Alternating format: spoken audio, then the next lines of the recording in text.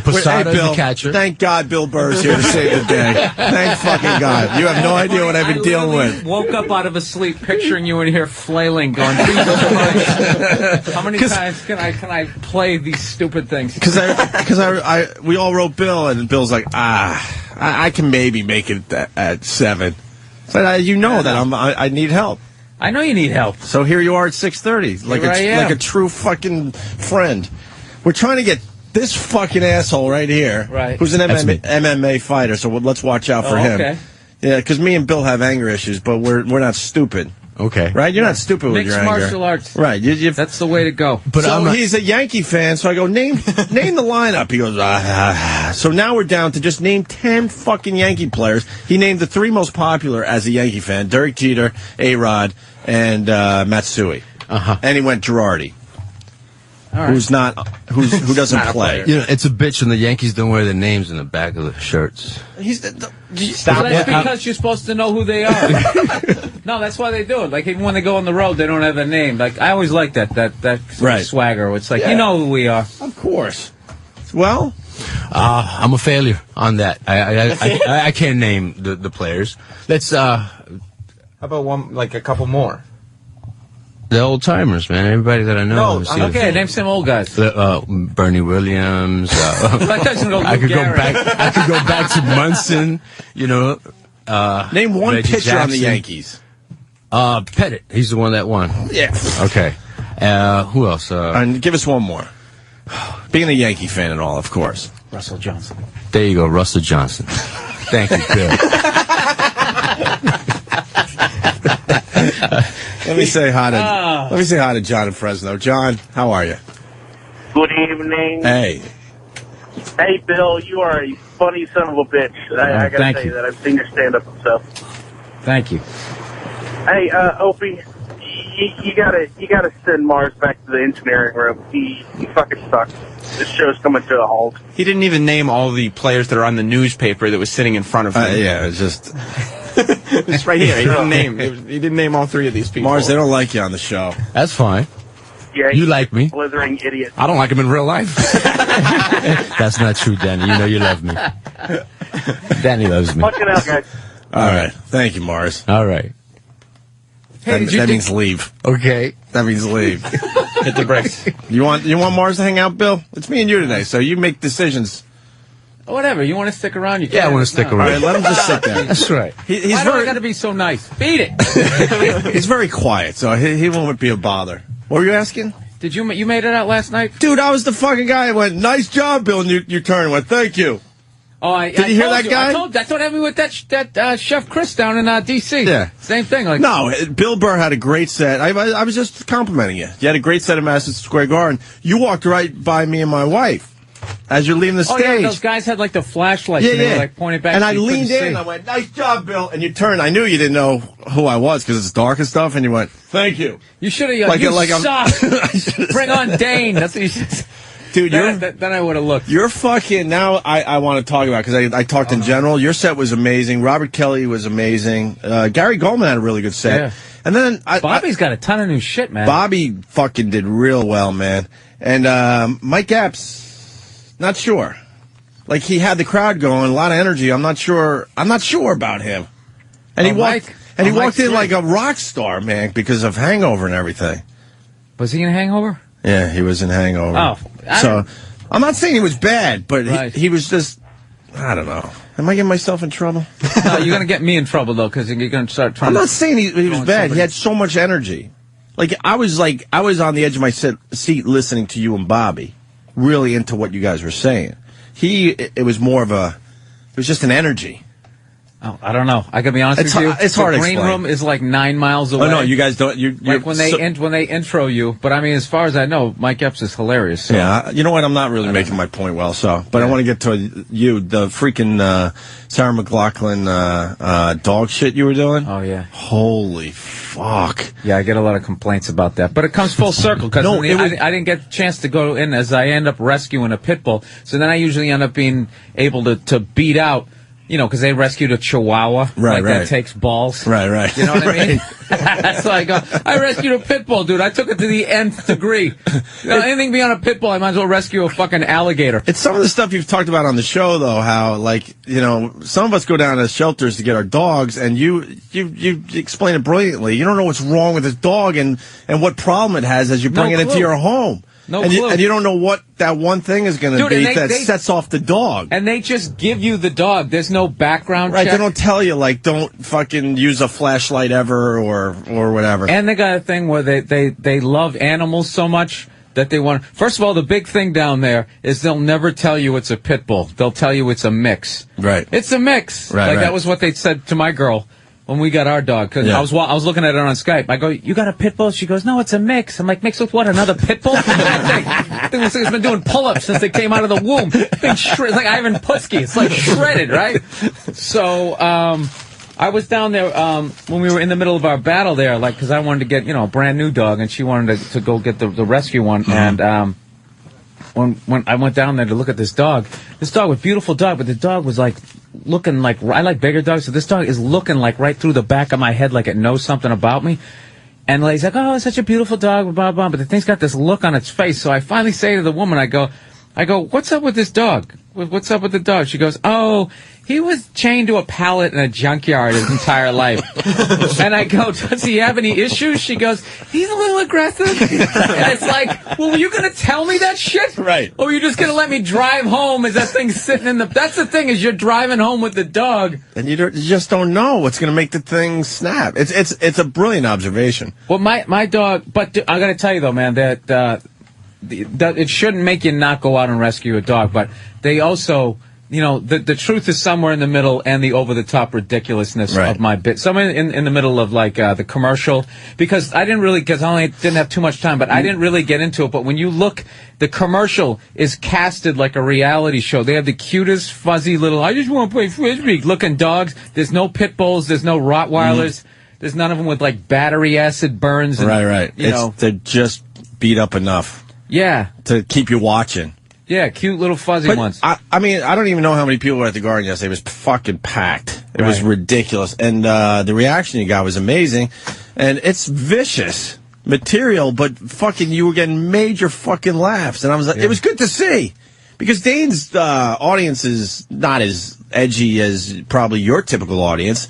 So I was jaded, I would say. No, yeah. I was thinking to myself, wow, is a Dane Cook audience going to enjoy Bill Burr's material? And the answer today is absolutely. They loved it.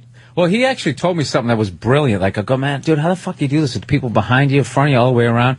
And he just goes, dude, it's 4 theaters. It's like there's a theater in front of you, there's a theater to the right, left, and the back. And once he said that, it became...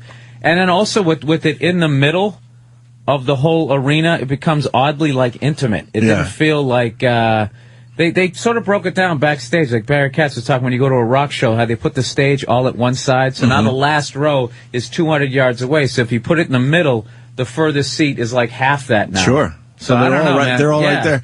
And you had a real moment. You got up there and you start looking around and you went, how the fuck do you do this shit? Yeah. Or something like that. I was I didn't know which way to stand. Because all of a sudden Bill's just turning around trying to find his spot on the stage. It's like, no, you're not going to find his spot because it's a circle. Yeah. You can't find a spot when you're sitting in a circle. It was.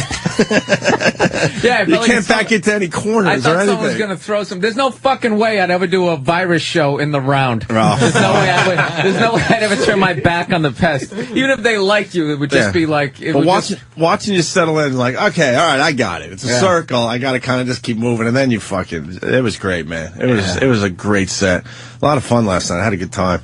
So. Yeah, I actually went up there. It was funny. They had that green room area where you waited. Yeah. And Bobby's like, hey, want to go up there and say, goodbye to Opie? I go, he's in that green room? She goes, hey, yeah. And I'm thinking, he just fucking saw me 7 hours ago. Yeah. And he's going to see me tomorrow. There's no way he's up there. So I ended up walking up there. And of course you weren't in there. No, I was in the audience, just hanging out. Yeah, because Bobby goes, are you in the green room? What? I don't know. What green room? I wasn't invited to no fucking green room. I got a ticket, and I'm sitting watching my pals. Yeah. So. But what was the Sarah McLachlan line about the one dog with the one eye? Before I move on, with the no, I was talking about the dogs all bandaged up, like they're on MASH. It's probably your material, so you probably don't want to do it on the radio. He just basically explains all the dogs in the Sarah McLachlan fucking commercial. Just talking I said my favorite one was that one-eyed pug. Yeah. Ah, that's a great dog. Bring that home to the kids. I'm sure that won't freak them out. Yeah. Mommy, did you get us a dog? The one eye.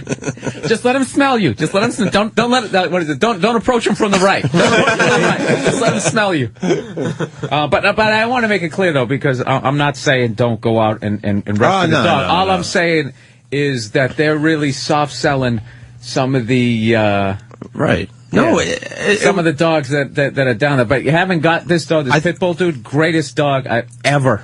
Bill, I think everyone at the Garden understands that you're an animal lover in the end. I mean, you were just showing how ridiculous this commercial was and how they don't explain. Because I think people do need to know what was the issue with this particular animal before you bring it home. Right. You know? Try to. Well, you know what? That's what I said, because my dog, somebody found it had been out by the L.A. River for like 2 weeks. Oh, good. So yeah, so you don't take it to any rivers. So my girl when you're walking. no, my girl's sitting there going like, she was like, no, we didn't get him to shelter. He was by the L.A. River for like 2 weeks. I go, yeah, and he didn't die. What do you think? What do you think the dog was doing out there? Right, eating berries. Right, he was choking out coyotes and stuff. Of course, yeah. It needs meat. It was it needs some kind of meat. Eating some homeless guy's leg off or something. I don't know what it did, but it probably digested a few calves in its. My dog does not like guys. Yeah, what's that about? Probably the last person. I have no idea. You got to piece it together. It's like a mystery. So do you wear a dress when you're home or something? What do you do? No, it loves me. Dude, pit bulls are ridiculously loyal. They're just like, I like you and I like you. And that's it. Who the fuck is that? That's their deal. But if it's a female, I think I'm a pit bull. But if it's a female, the dog is cool. Unless they come with that crazy energy. Sometimes girls, they get into that mothering baby, right. Like, they stick their face. Yeah. And the dog, freak it out like, what the fuck? Yeah. He does that. You feel it in the bottom of your soul. You had a good time last night, huh? I had a great fucking time. I really had a good time. I could tell. You were into it. And then you did do your John Bonham line at the end. As people were applauding, though. They could barely hear it because you were like, thank you. I they gave you a forgot. great... Then I forgot, because I went up there and I'm like, I got to do it at some point. But then I got up there and it's like, I got to get going. And then... which line was it? I heard Bonham. What'd you say? I just did the intro. John Henry Bonham. Oh, right. I'd also done it during the sound check. I did that, and everybody got a big laugh out of that. But I met some security guard there who'd been working this since the late '60s, and he was there during the Song Remains the Same taping when the Bruins went into the stands. He was like, I was a younger guy. Yeah, I had to go down there and break up. A lot of lawsuits. I'm just like, wow, this guy's... He's seen it all. Seen everything. All right, Bill is here to save the day. Not that Danny and Sam didn't do a good job. They did a great job. Fucking Mars. What can I tell you? You got anything on Bill Burr, dogs, Led Zeppelin? I like how he's sitting like 20 feet behind the microphone. He just fully realizes he has nothing to add. He's allergic to this. What do you got? Before we take a break, Mars, what do you got? We talked about a lot of stuff. My favorite. Just pick anything we just talked about and chime in for the love of God. So we hope he can stop staring at each other. Right, and punch it up a little bit. It's kind of fucked up when you put me on the stage like that. Like in radio, people are talking. You bring up a topic and you go. It's not even that. It's like how radio works. You talk, and then you kind of like tag it. Like, Bill mentioned dogs, so I got a little dog thing. Well, I understand, but I was a dog story. You must have a dog story. German Shepherd bit me one time when I was about 9 years old. So this time tell it again with more detail and make it funny. Make it funny.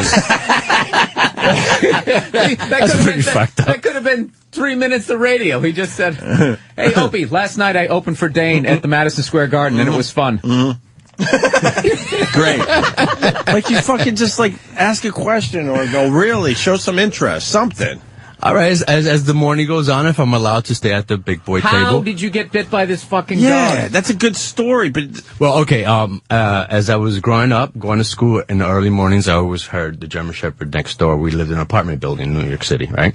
So the apartment doors are very close to one another. So every morning as I'm going to school, I hear this barking of this big German Shepherd, and he was always trying to break down the door, what seemed to me as a kid. Don't lose your confidence. So I'm not losing confidence. I'm just telling the story.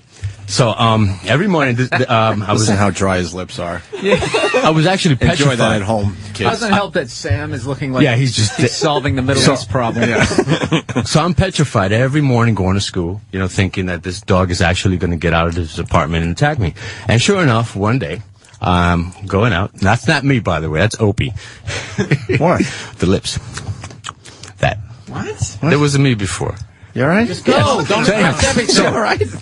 So on this particular day, I'm going to school, and asshole next door was a kid the same age as I. He was always fucking around, attempting to open the door a little crack. And on this one day, the dog got past him, and he just attacked me, jumped on me, and came towards the face. It didn't get me. He got my shoulder, and from that day, had you been taking jujitsu at this point? Did any of that? No, I was a little punk back then. So where did he get you? He got me in the shoulder, but it was winter time, so he got the coat. Not too much of the skin, but that shit scared the hell out of me. I mean, from like you was asking yesterday. What, you had one of those big puffy coats from the 70s? Yeah, the downs with goose down. You remember those? Feathers flying all over the place. Did you soil your britches? Brother, tell you what, man, I think I did. I had a skid mark, man. It was pretty scary. But I heard what you were saying. So yesterday I was talking about the dog I'm most scared of, and you're going to say you're scared of German Shepherds too? many your number times, one dog? Well, yeah, absolutely. That's exactly. But many times I want to add to the topic when you guys are talking, but I don't know when to go ahead and interject because I'm not part of the talking staff. Definitely. On air. Not. You raise your hand or something. You make eye contact. Just make believe we're in a bar. It's the same fucking thing. Really? I could participate a lot more. There's no magic to this. Trust you me. Oh, you can participate a more. lot more. Yes, I can. And we just have to trust you? No, I just know how to do it. Trust you, me. I need you guys to teach me how to do it. That's all. Not always break me down like fucking I'm done Sam. teaching this Why? shit to people. But I'm a good guy that came along. Trust me. Go wire something. Why? Mars frequently says that he was not meant to be he tells me that he was not meant to be an engineer. He was meant to be one of the creative guys. You told me that. Not on radio. I went to school for film. I like, Oh, cool. Yeah, I love film and video and all that good stuff. So, yeah, on that aspect, yes. Maybe not speaking eloquently, but, I can write a script. Will you stop moving around? Look at Bill just staring the fuck out of me. He's amazed. Back to that moment when you said, should he stick around or leave? I was like, why did I do this? Even Bill's giving up. We had a West Highland Terrier when I was a kid, and we turned it into an absolute maniac. I had 4 brothers, and we just teased the shit out of this dog. And we started playing the glove game, which is where you took a gardener's glove and you just started mushing him in the face, like Sean Avery. A little face wash, like it was the Good old playoffs. Sean Avery. So then he would he started biting too hard. Yeah. We didn't know any better, okay? This is before, cable and, chicken soup. The dog whisperer. Yeah, all that shit. So, see, I added there, Mars. That's what you do. Okay. Yeah. I punched it up just a little. Nothing crazy, but just enough to keep the energy in the story and the listeners interested. So this thing would start biting too hard, so we moved on to a hockey stick, and we would sit that more like you're digging the puck out of the corner. We'd kind of be doing that stuff. Right. And at some point, I forget what we were given, the broom. He started doing that bite, where they shake their head, they do that thing, which is basically, that goes back to the wolf thing, break the prey's neck. Sure. So we thought that shit was hilarious, and then the thing started biting us, in the legs doing that thing. So one day the thing was begging for food. My brother was eating a sandwich, so I start crawling up, going, hey, I'm going to get the food, The thing fucking latched onto my face. Holy and shit. did that thing. Dude, I literally thought I was going to be deformed. Holy shit. I went to the bathroom going, please God. And I had a couple puncture marks, 2 puncture wounds here, and one was in the mouth. His underbite caught the inside of my mouth, and I had to go into my dad's office, and he stitched me up. And then I went to school the next day. Wait, why is your dad's... See, Mars, this is perfect right here. If you want to learn. Was the doctor? He casually goes... No, he was a painter. He painted, but, we didn't have a lot of money. He used to darn his own stockings. But he casually said, my dad stitched me up. So that's a great place to jump in and go, what? Because most people go to the ER. So why did your dad stitch up? My dad's a... No, I know he's a dentist. Yeah. Yeah, I guess you stitch up a little bit. He used to work on babies with cleft palates, so really? what I had was a joke. Oh, so he could handle that. But the funny thing is we didn't get rid of the dog. Like nowadays, I guess the dog would get put down and it would make the news and shit. But no, we kept the dog. I had to go to school the next day, face all fucked up. I got bit by a dog. Whose dog? Oh, my dog. It would have been a better story if your dad was like a garbage man and he was stitching you up or something. Because see, Mars trying to move on, and then maybe people will call and go, well, my dad used to stitch me up and he wasn't a dentist. See how it works? Gotcha. Because there's a lot of fathers out there that, I'll do some fucking operating on you myself. Yeah. He used to do all of it right at home. Yeah, that's pretty weird. We had it was 5 boys in our family. We used to always do shit to each other, and then there was always the alibi was always I was running through the woods and I tripped. Like I took a big rock trying to scare my brother one time, just threw it in the air and it landed right on his head. My brother did the exact same thing to my cousin. Dude, it's like a 1 in a million shot.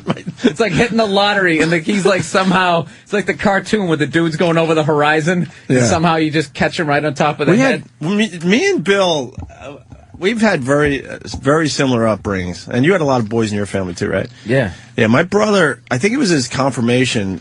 We had all my cousins over and stuff, and we were playing the rock game where you just throw them up in the air and hope for the best, and it misses you by a foot, and you laugh and shit. This is the days before video games. All that shit. This is what we did. So my brother throws a rock. Sure enough, it hits my cousin Danny right on the eye. He needs stitches, everything. This thing fucking did damage. He probably has a scar to this day. My brother was... he wasn't allowed to enjoy his own confirmation. He was grounded for his own confirmation. Like, the whole family's there. Cousins, aunts, uncles. And he has to stay up in his room for his own confirmation because he did this fucking rock trick. No, I got this one here. My brother threw me off the porch. Yeah. He was swinging on the swing and he pissed me off. So as he was coming down, I took a broom and I just stuck it right in his gut, and I was holding him up. And he's like, I'm going to fucking kill you. When I let go, I turned around to run, but he had the momentum of the swing coming down. Sure. So he caught me right as I was at the top stair. He just gave me that one little push, like fucking Claude Lemieux.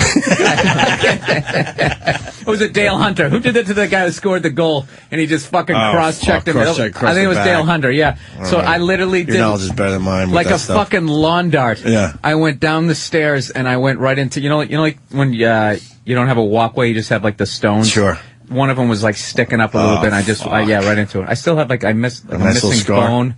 I can feel the bone I'm missing in my skull. Yeah. Nice. Did your dad operate on that one? Oh yeah, he was pissed. It was like, what was the worst four guys one day. What was the worst thing your dad operated on? You know what I mean? Like the line is, well, you know, your we dad... used to have to assist him. Because, I don't know, just... What the fuck? Yeah, the most disgusting By the one. way, Mars, before Bill continues, Right. See what happened because I said that casual dad thing, like, what do you mean fucking your dad stitched up? Now look at the phones. You said you want to learn about radio. Now everyone has a fucking story. We could do another hour on this, Mars. Here's but one. Then we might not, though, because we've got a lot to do today. Here's one. My brother one time... So you had assist your dad or your brothers, whatever. My brother, right? So one time my brother jumped out of a tree. He went to jump out of this tree. I don't know how the fuck it happened. There was some sort of like stick, but a big branch was like a spear, right. And he got like impaled on it, literally for like 1.5 seconds. He was literally on this thing, and we were like, "What the fuck?" And he lands on the ground. He looked so ridiculous. We were all laughing our asses off, and he even started laughing. And then he lifted his shirt up, and it was like that darker kind of. I might have hit an artery blood. Shit. And then he starts fucking freaking out. Right. And, we stitched him. That one was gross. I could deal with the head. Yeah. There's not a lot of, like, tissue. It looks like you don't go that deep, you know what I mean? No. But, like, I remember his chest, no, it had, like, that whitish yellow tissue. I almost fucking yacked. You don't realize how much fat you got in you, even as a kid. That was disgusting. Some of those cuts, you would see that white shit, or that darkish yellow shit. Oh, my brother was screaming as he stitched up.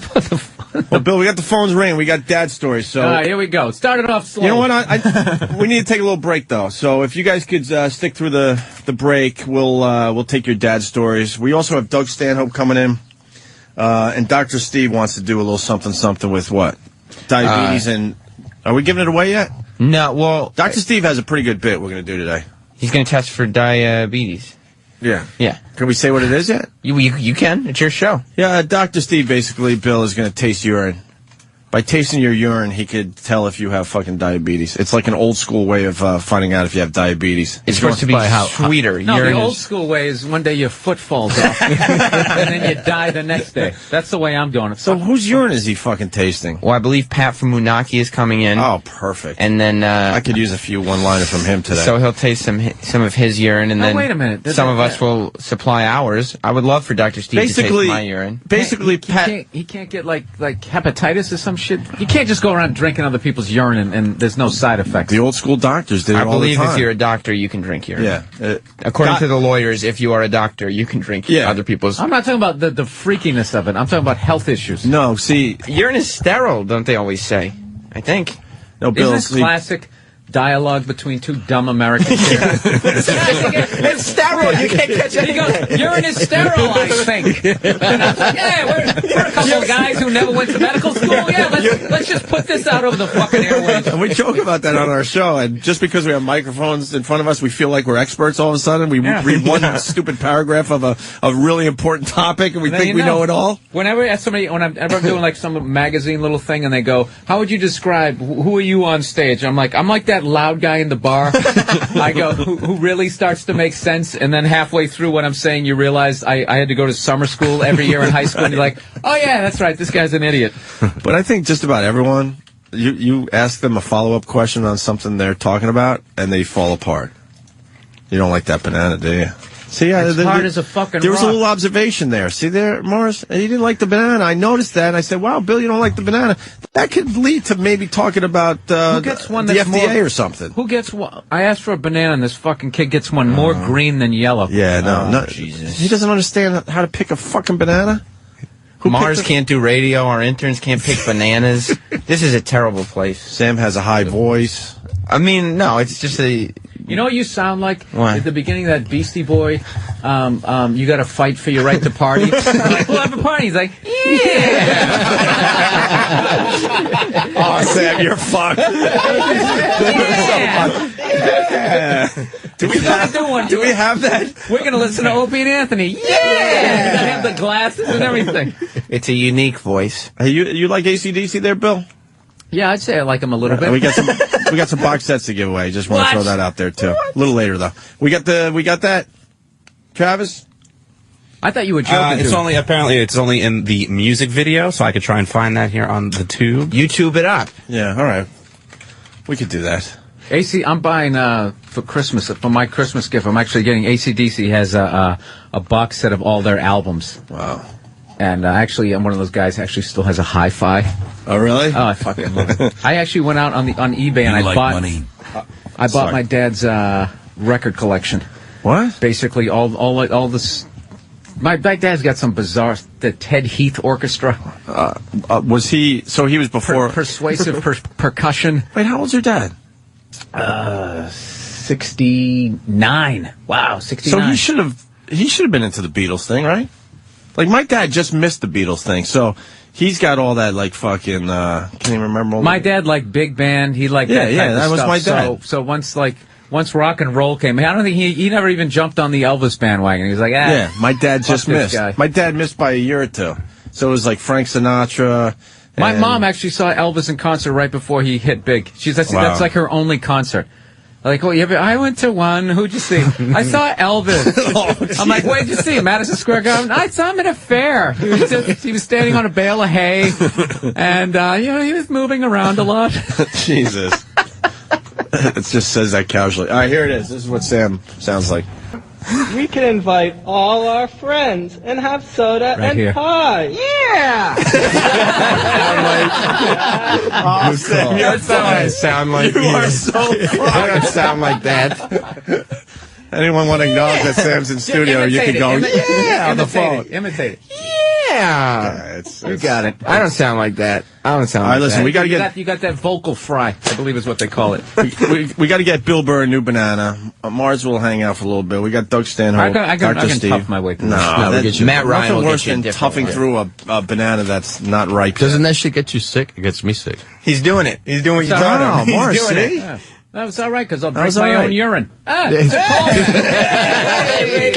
You're gonna teach him callbacks? There you go. No. That's way above Mars. Let's One slow step at a down. time. No, you don't want to. Let's just deal with like trying to like interact as a human being. Gotcha. The callback thing, that's way above you right now. Hey, Bill, I want to play your Yankee World Series rant going into break. Okay. It's doing real well on my YouTube channel too, and a lot of we didn't tell Bill. Yeah, a lot a of bunch places of, are picking it up. Oh, is that right? Fark, Breitbart, comedy websites, sports websites. They're all talking about what Bill Burr has to say about the Yankees. No, it's Nothing but congratulations to all of them. It's hilarious. Hell of an accomplishment. The clip's going viral a little bit, Bill. A little bit. We want to play one more time for everybody, so we'll go to break with Bill Burr, congratulating all the Yankee fans on that great World Bottom Series of my heart, victory. man, incredible.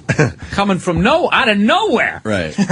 And if you want to listen to it later as well, Opie Radio on YouTube, but here it is on our show today. It's Opie and Bill Burr, and now Doug Stanhope. Good morning. What's up, Doug? Not a thing. Doug's playing comics tonight and tomorrow here in New York City. Is that part of the New York Comedy Festival, or are you like... No, it's not. You're a rebel? Yeah. Doing your own thing? Yeah. I mean, what's the difference? Like, the festival is not like... fucking, it's New York. Like, any given night at the Cellar is a comedy festival. All right, that's true. People don't understand that. It's an all-star lineup every night at the Comedy Cellar. You never know who's going to be on that stage. Yeah, it's fucking Jimmy New comes York. in here all it's the like time. having the L.A. Actors Festival. Yeah. Like, it's fucking there anyway. Jimmy's like, oh, yeah, Stephen Wright was at the Cellar the other night, and, I was hanging with Chris Rock for a little bit, and it's just all casual. Billy Crystal, Robin Williams. They just show up and do a few minutes. Yeah. Jesus, that's amazing. Doug, you don't like the Yankees either, right? We just played Bill Burr's. I don't even like baseball, but I watch it to hope the Yankees lose. I really have that much fucking hate. Where's the hate come from? The fact that they're buying players? Self-loathing or... sad childhood. Yeah, some awkward place, but it manifests itself in the fucking places like the Yankees. They're all such douchebags. What was your line about the Yankees? I saw it on YouTube. It's because they fucking buy their team. They're supposed to win. So to root for them is like going to a casino and cheering for the house. Well, they have the fucking and when you don't even have money on the game, like just fucking standing behind a blackjack table and going, "Come on, fucking dealer, bust his ass." Yeah. That's my dealer, bitch.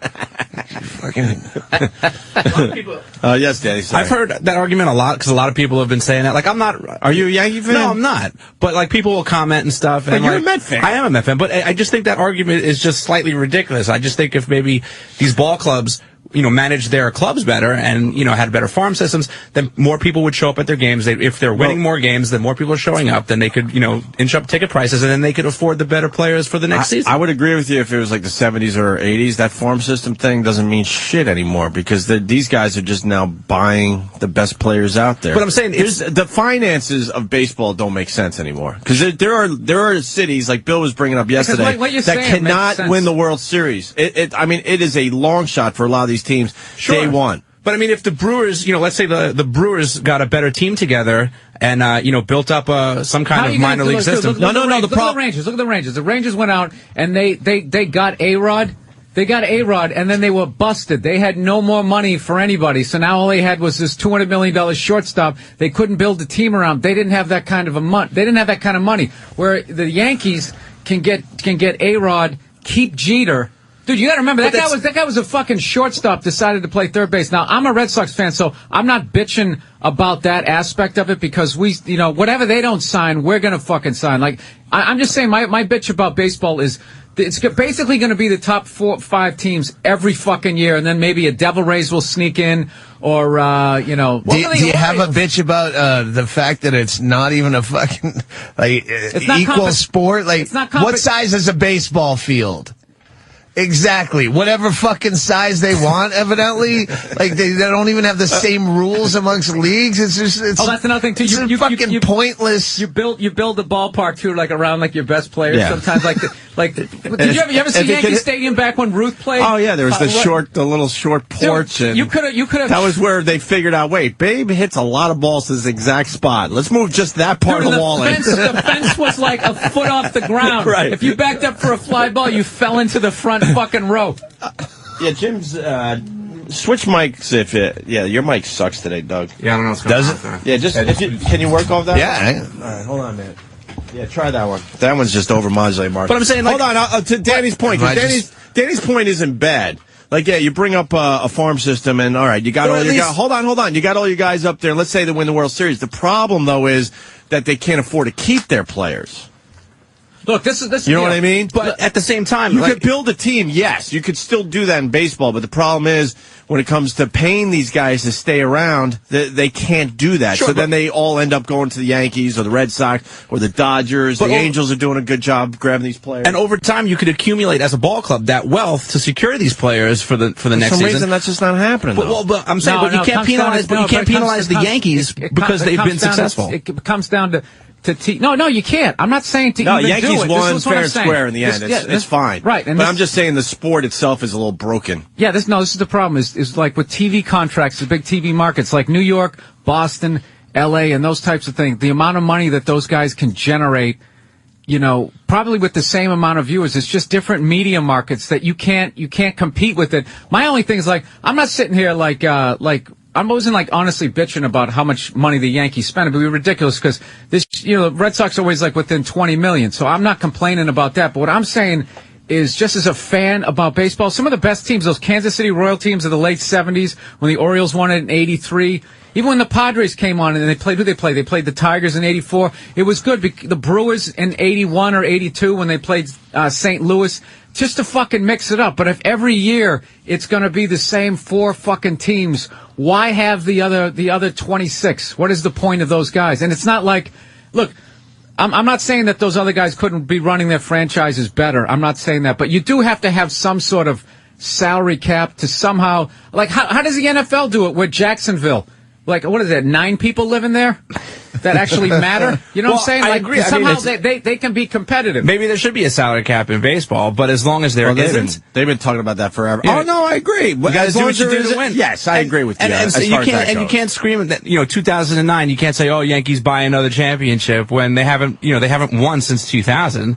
So that's the thing. They should be fucking, instead of a parade every time they win, they should have a fucking riot every time they lose, because they should win You have fucking embarrassed this city for 9 years in a row. There's 9 years there that they probably should have had a couple championships. That is a very good point. They just spent $1.8 billion to get their next championship. So it's one of those things where you can't look at the end of the day. It's the players. You can't buy a championship, but what you can do is you can buy the playoffs. You can definitely buy the playoffs. And you can increase your odds too of winning the thing by getting the right players. So dude, my point yesterday, dude, was what I was acting like was people were acting like it was this amazing accomplishment, and if you can fucking buy the best guy at every position in every position is not an accomplishment. It's an expectation. It's not. It's like, why don't you get a team of 8th graders to play a bunch of fucking 3rd graders and be like, yeah, bitch, what's up now? That's all I'm saying. I'm talking about, they should do, whatever the fucking NFL is doing is what baseball should do, and it would be a better league. That's all I'm saying. I'm not bitching that the Yankees spent $200 million, but I'm just saying it gets fucking ridiculous after a while. It just gets, it's been ridiculous for a while. That's all I'm saying. I'm not disagreeing, but I do think that some of these clubs could probably, manage their systems a little better. And the argument. Are you just going to keep saying the same thing over and over again and not, add to your point? Because I know what you're saying. You just keep saying the same thing over and over again. It's also got to do with the owners. Some of these owners just don't feel like spending money for their team. Yeah, there's the owners out there that have no business owning the fucking team. I'm an owner because they're not even trying to do the right thing. This is the thing, though. If you live in Pittsburgh, that's a good point if you live in Pittsburgh, do you understand how much $180 million is compared to New York or Boston? What $180 million is, dude. Look at how much look at a fucking 1-bedroom apartment in New York costs $600,000. Like the cash that Where have you been? That is in this. What is it now? It's higher. Okay, whatever. So it costs. Close to $1 million, man. You can buy half. If you can't afford it, don't live there. You know what I'm saying? So no. Oh, jeez. No, I'm not. I'm done. You're not even listening. I am listening to what you're saying, but I'm saying, that's it. Dude, this is new me. When this happens, I tap out. I just tap out. I go, you're not listening. So if Pittsburgh can't afford players and New York can, how is that New York? How is that the Yankees' fault that they spent all this money. Like if you live in a market where you're not generating, fucking moron, you're not listening to me. I'm not saying it's their fault. What I'm saying is, if you want to have a league where there's actually competition, right? That's where you need to kind of spread it out. Parity. That's where it could hurt the sport. Dang, I'm just fucking with you. Now you're making me feel bad. You like started looking down. All right, sorry. Just man. eat your bagel. Just trying to help, man. Yeah, he's just trying to help himself. I'll eat my eggs and shut up. No, it's. But in the end, the sport could be hurt because if it's year after year, like the same 4 teams winning this damn thing, the interest is going to drop in the sport. You would hope in New York City, of all places, that, you know what, first of all, in a city this size where you have so much to do, baseball shouldn't fucking matter. And if you've won it 27 times, the fans should act like they've been there before, all right? Fucking relax. It shouldn't be that big a fucking deal. The fucking Yankees! Don't you have something better to do? It's fucking baseball. It's a boring fucking sport anyway. All right. Well, America's pastime, Doug. Yeah. That's, according to their fucking press. What's your sport? I'm a football guy. Hockey, man. If you're there live, it's fun. Live hockey. Get out of the amazing. matrix. Get out of the matrix. Go to hockey. Yeah, live hockey is amazing. They can't figure out how to make it look cool on TV. Yeah. Because the stupid puck is too small. No, this is. I can't. They've tried everything. I can't stand all these fucking people who keep complaining about fighting in hockey, and they want to get fighting out of hockey so that they can continue to not watch hockey. I've never heard a hockey fan ever complain, dude. You know what? There's too much fighting. When I go to the Coliseum, and a fight breaks out. Fucking the kids stand up too. They are fucking way into it. Way into it, and I don't. It feels like that they're letting the fighting happen a little more the last couple of years. Have you noticed that as a trend or not? I have the NHL package, and I got to admit, like, I watched like 4 games before I finally saw a fight. Really? Yeah, I was just like, Jesus. Huh. That's why you got to love the Flyers. I love the Flyers because they remind me of myself, where it's like I'll try to achieve something and I don't, and then I just continue to use the same method, thinking that I'm gonna. They basically beat the shit out of everybody in '74 and '75, won a cup, and they've been trying to do that every year since. Right. Regardless, using the same strategy, even though the whole sport has changed around them. Yeah, there's no more red line. Right. There's all these European players in there. They're still like, okay, get out there and fucking just punch bruisers. That guy in the face. Yeah, as hard as you can. I love it. The one trend in hockey I did notice, wow, we're going way too inside. We'll get into some other shit in a second. When guys get hit really hard, they have to like fight and retaliate immediately instead of going, wow, that was a good, clean, fucking big hit. Watch. Every big hit now, there's a problem. It wasn't like that when we were growing up. No one wants to get, hit that hard anymore. I got a little distracted because I'm just looking on the screen. There's something that says, one of the callers, his subject line is, Bill Burr is an idiot.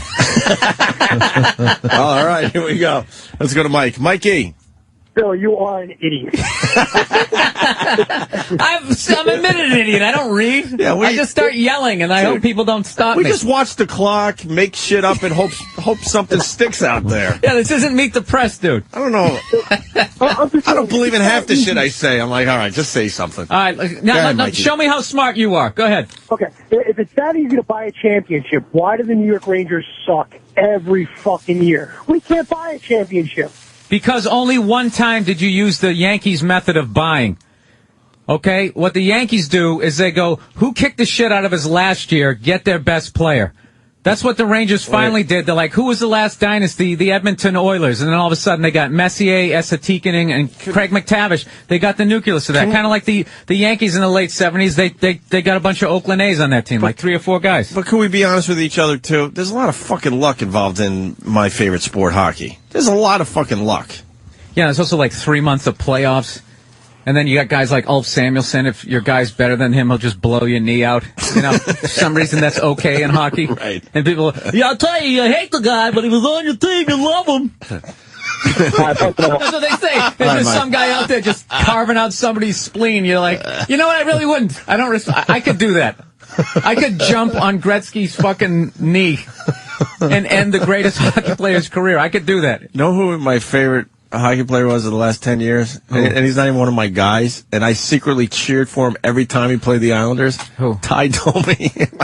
Oh, you had to love Ty Domi. Ty Domi was a guy. He would go on the ice. His whole purpose was to be a problem. And he would go on the ice and he would just look at a guy and go, it's me and you. As soon as they drop the puck, it's me and you. And they would literally drop the puck and the gloves are off, and now he's just fighting this fucking guy because he had some weird issue with him.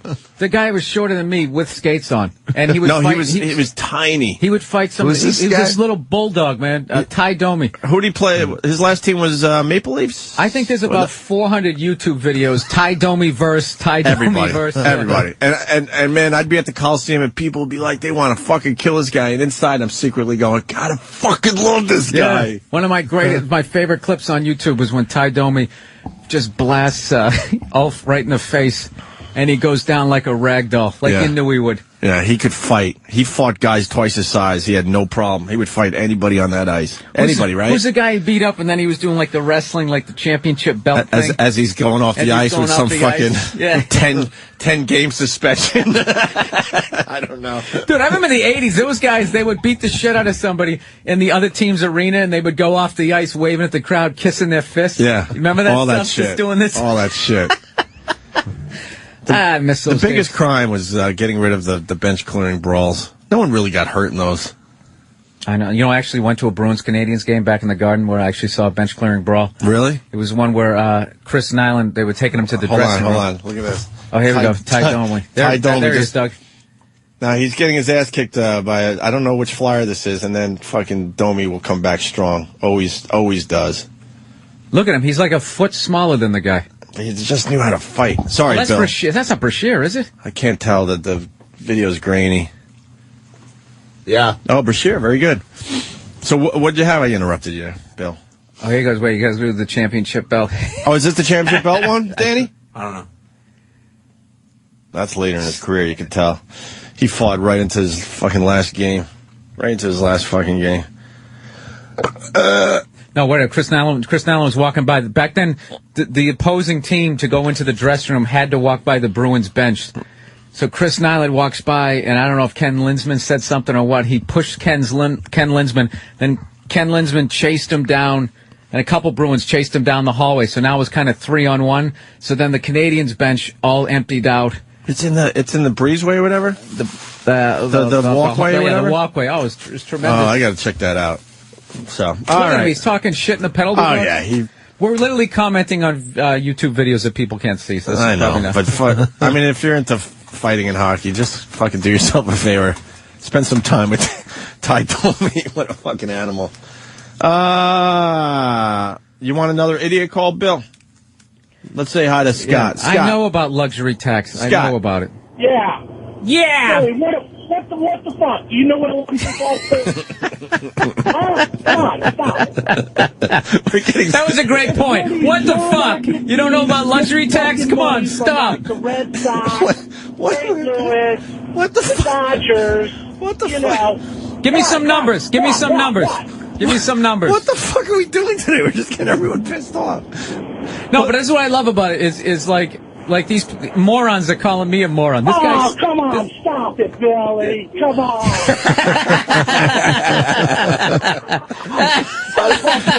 We're just pissing everybody off. And someone's calling me a Judas.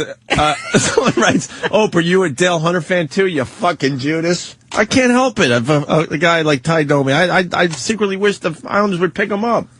I don't know if he would have even helped the team when he was in his prime. Who knows? All right, enough with sports.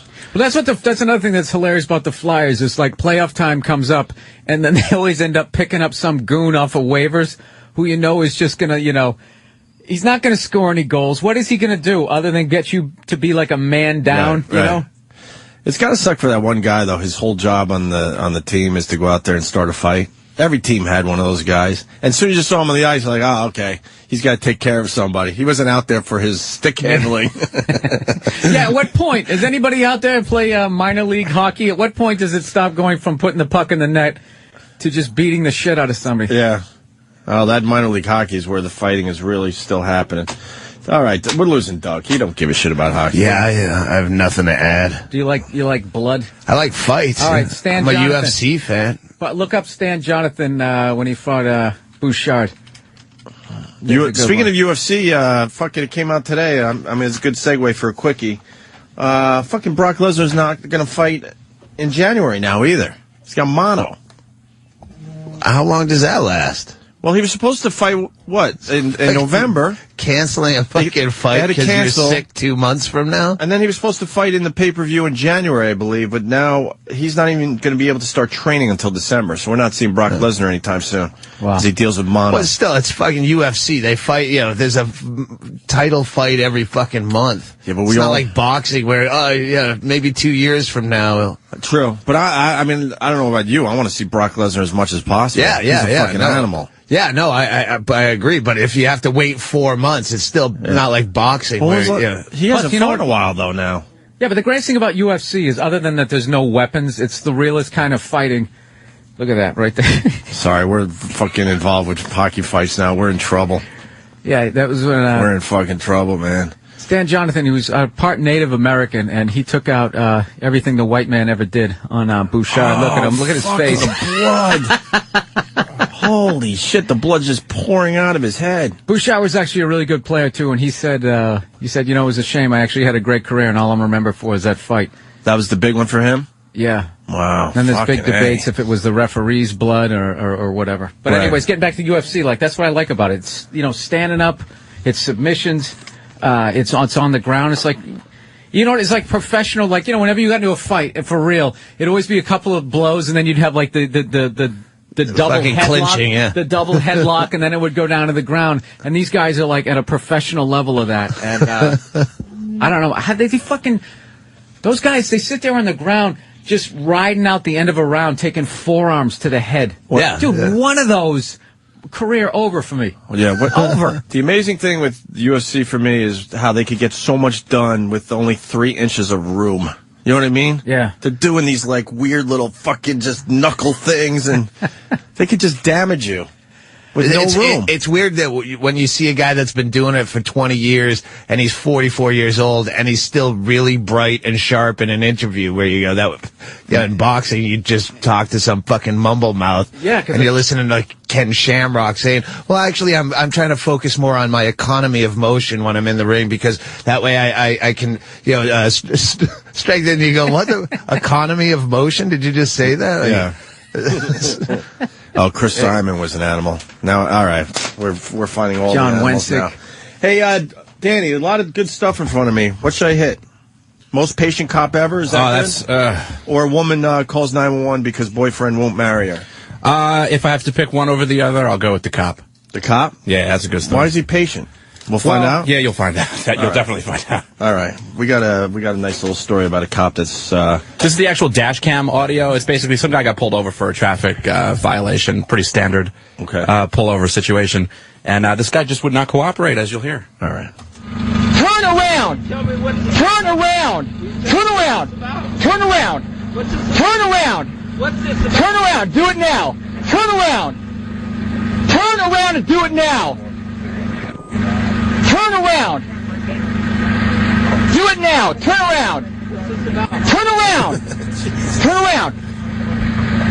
Turn around, put your hands on your head! Turn around, put your hand on your head! Turn around! Do it now! I'm not out with you! Turn around! Turn around now! Turn around! Turn around! Turn around! Turn around, put your hands on your head! Do it now! Turn around! Turn around, put your hands on your head! Do it now! Turn around, put your hands on your head!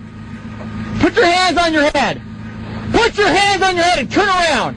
Turn around, face away from me! Get down on your knees! Get down on your knees! What the is this about? Turn around, get down on your knees! Turn around, get on your knees! Hey, Turn around, get on your knees, put your hands on your head! Do it now! Just tell them what it's about. You want your phone I want to know what the fuck it's about. Turn around, put your hands on your head. Turn around, put your hands on your head. We'll talk about this. yeah, let's talk about it. Why did Turn around, put your hands on your head. what's the problem? Turn around, put your hands on your head. All right, this is a great clip, man. He's like, This is a you great hear him in the clip. end, he goes, what's the problem? Right. Why would he, if he just answered him? Dude, what the fuck? I can't be a cop. Let me, do you would be so goes on frustrated. for how long? do you have a right as a citizen to know what the problem is before I would you turn imagine. around? I would imagine. That goes on for almost 5 minutes. Oh, no, that's only the first part there, Doug. That's just a little warm-up. That's the warm-up. we just take a breather here and we talk about it a little bit. Yeah, there's only so much of that you can listen to. Hence the frustration. What the fuck? Cop should have hit him one, no? Man, that's a great cop, man. He really keeps us cool. He should have fucking got back in the car and just driven off. It's obviously cops not going to do shit. Let's continue. Get out of the car! Get out of the car! Stop driving! Pull over. Stop Pull driving! Over. I'm serious this time. Yeah. You think he wants him to turn around? Get off me! Get off of me! Give me back my gun! Give me back my gun! Well, it continues. Do it now. What did I Do it now. do? What did I do? Do it now. Tell me, what did I do? Turn around, put your hands on your head. Do it now. What did I do? Turn around, put your hands on your head. What did I do? Sir, I'm not messing with you. Turn around, put your hands on your I'm head. not messing with you either. Turn around, put your hands on your head. What did I do? Turn around, put your hands on your head. Turn around, put your hands on your head. That is an order. All right, I need someone down the hall. Whoever's got the raw audio, someone has to count how many times the cop said turn around. I need to know how many times he actually said That's an it. order. I don't work for you. Right. now the guy's trying to arrest is getting mad. Turn around, put your hands on your head. That is an order. Do it now. Turn around, put your hands on your head. Turn around, put your hands on your head. Are you gonna shoot me? Turn around, put your hands on your head. Turn around, put your hands on your head. Are you gonna shoot me? Turn around, put your hands on your head. You're a broken record. Turn around, put your hands on your head. Because you're a broken record. Holy shit, is this good? Where is this? Any idea? It sounds Midwesty, right? I'm going Midwest. Any other guesses? What does he want from this guy? He wants him to turn around, Bill. Oh, is that what it is? Yeah. Put your hands on your head. You're a broken record. Turn around, put your hands on your head. Do it now. Talk to me. Do it now. Turn around, put your hands on your head. What do you want? Turn around, put your hands on your head. Turn around, put your hands on your head. Sir, do it now. Turn around, put your hands on your head. Sir, turn around, put your hands on your head. Turn around, put your hands on your head. Do it now. What did I do? Turn around, put your hands on your head. Oh, no, the cop finally is getting a little pissed. Let me go to John in Phoenix. John. Yeah, man. Hey, buddy. What time? Hey, what's going on, man? Hey, all right. Enjoying the shit out of the show. Oh, thank you. Hey, at man. what point is that goofy cop going to say Simon Says?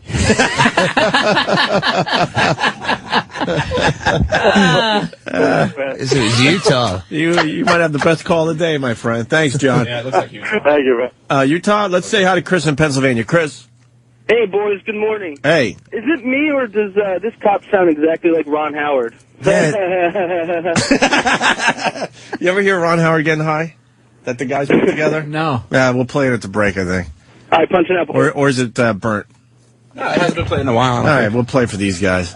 Ron Howard came in. It was awesome. It was a really cool fucking interview. Wow. Yeah, that was a biggie for us. And he fucking laughed. He had this fucking pot laugh. So the guys did a little Ron Howard getting high fucking... It's only a minute if you want it. Oh, yeah, let's play it right now. Fuck it. And then we'll get back to this cop trying to get this guy to turn around. And now, Academy Award-winning director Ron Howard getting high.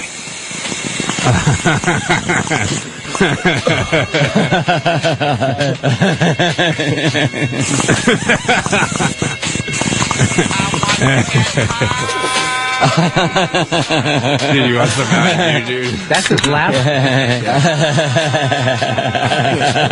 Dude, let's watch TV. There's a wonderful and exciting world out there. We've discovered that we don't need TV to entertain us. He said anus.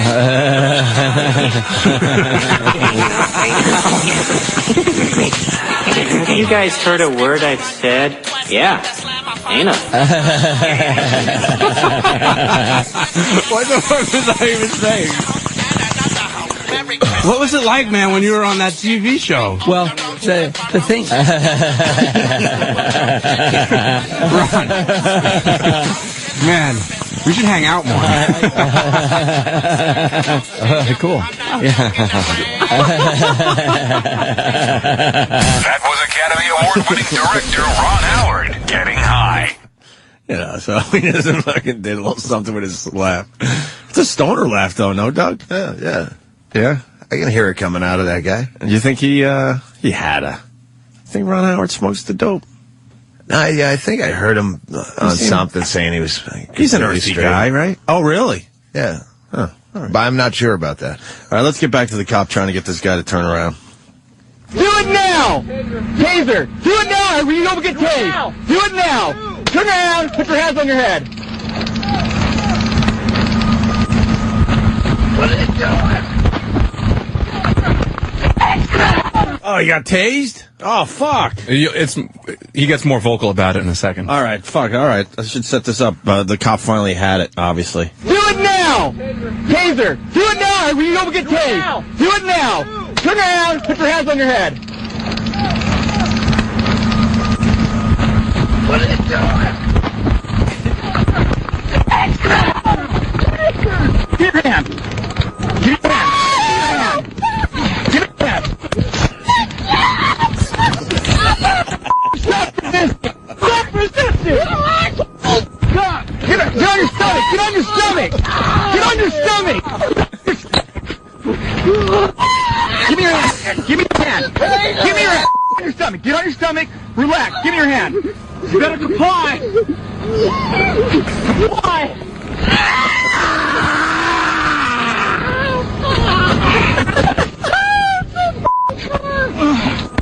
Stop resisting. Why is that funny every time? Why? Why is that funny to us? There's no way to emote any manly sound when you're getting tased. It's just no. What did that high-pitched fucking squeal? Did you hear him call him an asshole? Yeah, he's still... Fucking A, man. That's a great clip, Danny. Yeah, I wasn't quite sure. I'm one. listening to it in the morning. I'm like, how am I going to play a 3.5-minute clip of a cop just saying, turn around and put your hands on your head? What did he do? Yeah, we ever find out? I don't know the exact details. I just know Suing. Hang on. He doesn't sound drunk. He just asked a question over and over again. Yeah. I mean, it's hard to tell, what's true and what's not true. But apparently, this guy was pulled over for, I guess, improper display of a license plate. This guy, Mark Flores, says, I still find it unbelievable that someone can get pulled over for a crooked front license plate and somehow ends up getting tasered 6 times. I was pulled over for such random shit when I was a fucking young comic with a mullet and a piece of shit car. I would fucking just ridiculous shit. Yeah. Having a license plate light out, and all they wanted to do is search your car. They'd make up any fucking reason to pull you over. Yeah, that's fucking absolute nonsense. Driving too long in the left-hand lane on a fucking empty highway. You can get pulled over for that? Oh, yeah. Yeah, that's technically it's only for passing. Again, and there's always nonsense where you did this, but now we want to search through your car. Yeah, now we have a reason to Somebody sent me look into your car. this great video on how to get out of Another that video, of shit. Bill? I can't remember. I know, right? You spent a lot I thought I spent a lot of time on you, too. No, it's what I do on the road. I stay up till 4 in the morning, figure out who runs the world, watching Ric Flair videos. That's what I do.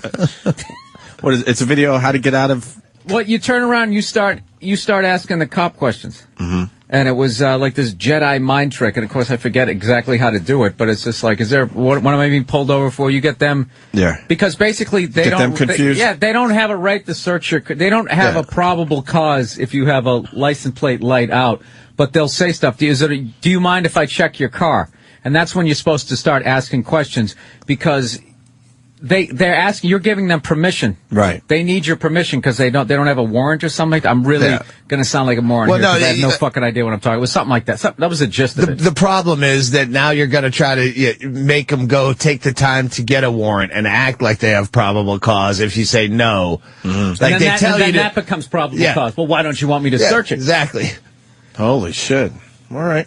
Because legally, there are, it's my constitutional right. And you go, well, you don't have any constitutional fucking right. You ever get pulled over in the middle of nowhere and the cop doesn't even have, like, the full uniform? I got pulled over in, like, Colorado, right? I'm flying. I drove, like, the wrong way for an hour. So now I'm like 2 hours, away from where I started. That is I got like some fucking... You want to cry. Yeah, some awful gig in the middle of Colorado. And I came up over this hill and I'm flying. All of a sudden this white Ford Bronco was driving right at me. Like right at me. And I'm like, what the fuck? And I get over to the side and I see like on the dashboard he has the police lights. And the guy gets out and he's got the cop shirt on tucked into like these Wrangler jeans and boots. Boxer shorts. And he fucking comes walking up, what the fuck is blah, blah, blah, screaming at me. And I, like the whole time he's yelling at me, I knew I was speeding, but I'm looking at him and I'm like going, is this guy like part of like some Aryan fucking, white power group? Like you don't even have the whole uniform? They don't even have to you can't even buy like some blue Dickies to go with that shit? What did he get you for, speeding? Yeah. He just screaming and acting like a fucking moron. I was in the middle of nowhere. And there's no one else on the road, right? Yeah. So, was I going to hit a cow or you driving on the wrong side of the road? How about we all relax? There's no one out here. Who cares? Yeah. I'll only hurt myself. Dude, but it's scary enough getting pulled over by a cop when you're in the middle of fucking nowhere. You're like, this guy could just shoot me and put me in a ditch right now. And and he come has up with enough something. time to dig a hole to even bury my rental car Yeah. before somebody fucking comes along with this shit. So you just got to sit there going like, yeah, you're right. I'm an idiot. You're absolutely right. You're That does go through your fucking brain, though. He had on like a Cub Scout shirt. Sean in Jersey, he's a police guy there. What's up, Sean? Okay. Hey, how you guys doing? Pretty good, man. All right. Well, just so you guys know, the second most dangerous thing a cop can do is a traffic stop. More cops get killed in traffic stops, not by getting shot. Well, did you listen to that guy? Now you see why. It's annoying as shit. You got to remember, most of the time, I work for a large sheriff's office, and I'm a sergeant. I ride alone. So if I pull somebody over, I'm on my own until backup can get to me. And it's not usually that far away, but I work in the city of Trenton, which is, if you know anything about Trenton, a lot of high crime, a lot of gangs, a lot of guns. You're on your own. You're not going to take any chances. You're not, Right. you're pulling somebody over, and if, dispatch or your computer tells you that the person that should be driving the car, the owner, has a warrant, well, I'm not going to sit there and play patty cake with you and, make nice. I'm going to tell you to turn around, put your hands on your head. Well, if police departments weren't used so often as a form of random taxation through nonsense like seatbelt laws and every other reason that you do pull people over, you wouldn't be pulling people over that much. Ergo, it wouldn't be that fucking dangerous. Well, yeah, I can understand your point, but you got to look at it from our standpoint, too, is until you've been to that wreck where the kid's been ejected from the car for not being in a seatbelt, little kids all over the road, it's a little bit different standpoint. If we can do something to help protect those people. Well, then you can take that in the next step, and we shouldn't even be able to leave our houses or even drive cars. We should walk to work and live in little fucking bubble wrap. That'll walk in front of cars. No, it's just it's Look, he has to clean up the mess. So what he's saying is he's trying to prevent us from making the mess. Exactly. That's all. I mean, if somebody kept spilling milk on the floor and I had to mop it up, I'd pull over and be like, hey, put a little sippy cup in there because I'm really getting tired of mopping this. Hey, you know what I always wanted to ask? Yeah, when you guys go through like cop school, do they show you a bunch of videos of people making bad stops so it scares the shit out of you, or did just? No, well, what they do is they show you a lot of videos of cops being killed in line of duty. That's why, because I was always saying this is me. I'm not trying to disrespect police officers, but this is just in a moment of getting a ticket and being yelled at and stuff. And I always wondered, does going to cop school make you an asshole, or do assholes want to become cops? I'm not saying that like it's true, but that's just like a feeling I had. And then I was like, they must scare the shit out of these guys that like you have a 99% chance of getting shot, because that's how they seem to approach you. Well, what they do is they train you, in all your training, what you're trained to do is overcome, like whatever your obstacle is. Not run up and kick somebody like with some flying ninja kick and knock his teeth out. Right. But you're taught to overcome mentally whatever challenge is in front of you. And the biggest challenge, obviously, is a life or death situation. And what they do is by showing you things that officers have gone through, and they show you a lot where officers are shot and lived, where officers are involved in shootings.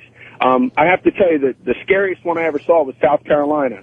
It was a South Carolina state trooper pulled over a guy, and the guy had a gun in his waistband. They got into a struggle, and the guy shot him once in the arm. The trooper returned fire and shot him 5 times in the chest. Right. When the trooper that got shot, 200 pound, 6 foot tall, former Marine, perfect physical condition, had 4 kids. The bullet bounced off his arm and cut across, severing his carotid artery and lodged in his heart. Jesus. You actually heard him dying. On his dash cam. You saw him die. You heard what he said. He was screaming for help. And when the trooper backup trooper got there, a truck driver had stopped. And in that state, he was allowed to carry a gun. And he had a gun on the suspect, and the trooper almost shot him. And the other truck driver said, no, it's not me, it's that guy. The guy he shot stood up. 5 times he was shot in the chest with a .357 Magnum. So when you see things like that, and you're on your own out there... That's horrible. You feel like you're pulling over the Terminator at that point? We just all got sad. Well, you know what? I'm now sad. The guy looked like Santa Claus. No, that is sad. Have 4 kids and take such a dangerous job. Yeah, and you know, I was selfish. I was on the SWAT team for 5 years. You guys are messed up. No, that was Doug who's messed up. What the fuck? All right, wait. Just to get off the depressing part, to go back to what Bill and I were talking about. If you get pulled over by a cop and they ask to search your car, what do you say? Well, it depends. You know, in New Jersey, we have a lot of restrictions on searching a vehicle. It has to be wingspan if it's in the nature of an arrest. There's a lot. New Jersey is like one of the most litigious societies, and it's like its own little fiefdom. There are a lot of reasons why I can't search your car, but I have. What do to we show say? What is the magic word? Like, say my license plate light is out. You come up to my car. You say, "Have you been drinking tonight?" And I say, "No, I have not," or "I had 1 drink." And then you say, "Okay, can I search your car?" What do I say at that point? You can say no. Yeah, but and then what do?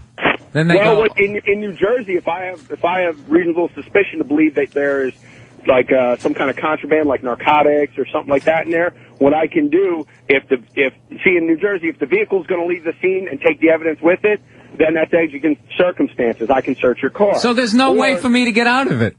No, there is. There's plenty. Okay, all right. Here, let's role play here. You pull me over. Now you say, "Hey, can you search my car?" And I say, "No, you can't." But why did I pull you over? I mean, if it's just I had a little license plate light out. Yeah. I wouldn't. I probably see when I walk up to your car. Unless your car looks like, you know, there's 3 bongs and 2 dead midgets in the back seat, why would I search it? Just because you're in a mood, your girlfriend or wife was giving you shit, He's right? a black guy with dreadlocks, and he's got a white chick in the passenger seat. So you don't like that shit. To me. I live in Trent. That's everywhere. Who cares? I just, you know, honestly, just for a light out, you know, unless I smelled something like, you know, burnt marijuana, or you appeared to be like you were so drunk you could barely keep your eyes open, or you appear to be on something, I probably wouldn't want to search your car. Now, if, you know, I pull your car over and it's a high drug area and I feel that you've maybe just purchased narcotics, then I'm going to go a little deeper and try and make that happen. All right, so you say, "Can I search your car?" And I say, "No, you can't." Then you go, "All right, well, you're going to sit here till I get a piece of paper that says I can." That's pretty much it. Why don't you step out here with me? We'll do some sobriety tests. Meanwhile, I'm on the phone with my dispatcher. Why do I have to get out of the car, sir? Well, because I believe you've been drinking after you field sobriety. If you refuse, what is this about? You'll be under arrest. Sir, I feel you're under the influence and you're driving impaired. It's illegal. What are you doing? I'm sorry. I'm surprised Bill hasn't been tased yet. You're one of the guys that should be tased, I'm thinking. No, I don't. When cops pull me over, this is what I do. I put my fucking hands where they can see them, so they fucking relax. Yeah. That's what I do. I act like I'm stretching. I have one hand on the steering wheel, and the other one's kind of like behind my head, or what, just so they can. Yeah, I keep see. my registration and insurance in the visor. So I never have to reach for I anything. keep my hands right in my pockets. You know what? And make sure the music's nice and loud. My family and friends when you're that old gag. All right, Sean, enough. We got to go. Thank you. All right, guys. All right. Sean from the New Jersey Police Department. I'm a criminal defense attorney. I can tell them when they can and cannot search your car. Anybody on that? Well, I think he just he pretty much did, right? Legally, that's the thing. It's like when they try, we're going to make torture illegal. Oh, that'll stop it. Yeah, it's fucking illegal for a cop to push you down the stairs and say you fell. We'll go with this call. Another guy that has a problem with Bill Burr. Bill in Colorado. Bill. I'm getting pounded today. Hey, Bill, how the fuck do you go the wrong way in Colorado? Mountains on one side and Kansas on the other. I had 2 schools going north that and day, south. sir. I was on like a 3-school run. I looked at the wrong school. I had to get up at 6 in the morning and fly. I was in a Dodge Neon. I had a breakfast sandwich. I went the wrong fucking way. What do you want from me? I don't live out there. You don't need to live there. You look. No. Fucking mountains are huge. I was driving through the mountains, you fucking asshole. Once you get in there, you don't know where you're going. Do you think a guy with no cop pants was on the flatlands? That's where all the normal people are. You get in the mountains, it's hillbillies and rich people. And what he means by going the wrong way, he went north instead of south or whatever. Yeah, I think this guy thinks you were actually on a one-way street. Yeah, there's traffic going coming the at wrong you the way. whole time. Oh, is that what you mean? I thought you meant like no. He means that he was his mountains on one side and Kansas is on the other. He's talking, he's talking like north south. All right. Thank you, Bill. I love you, Bill. I love you too. All right. We done with this? I was pulled over for not using my turn signal and my car was searched. Whatever. It was a fun clip. Now we're going serious with this. Had a kid pull me over for a seatbelt and he was shaking and had his hand on his gun the whole time. And someone pointed out that it sounded like Sam when that guy was getting tased. Yeah. Let's have a party. Yeah. Good place to take a break. I see Dr. Steve outside the studio. Dr. Steve's gonna... You got any medical issues, Doug? This guy knows everything. I'm sure I got something. You want to ask him a question, maybe? Yeah. I'll come up with something. Will you really? I got this fucking horrible... wow, what the fuck is that? It's an umbilical hernia, I guess. Whoa. Yeah, it's fucking... Yeah, it's pretty gross. We can talk to him about that. That looks like an eye without a pupil. You got an eye where your belly button is. Yeah. Fuck yeah. And it looks like a closed eye, doesn't it? Kinda, yeah. Is that Lord of the Rings? No, fucking... That's Total Recall. Yeah. Oh. I don't know movies. I thought you'd be a movie guy, Bill. I like the hacky guy movies. I like Casino, Goodfellas. Hacky. But yeah, those are some good films. I know, but every once in a while I'll come up with a conversation I enjoyed. Yeah. You guys ever seen that, Gene Hackman? No. See? That's why I don't talk movies. All right, Doug Stanhope is here. He's going to ask Dr. Steve about his belly button.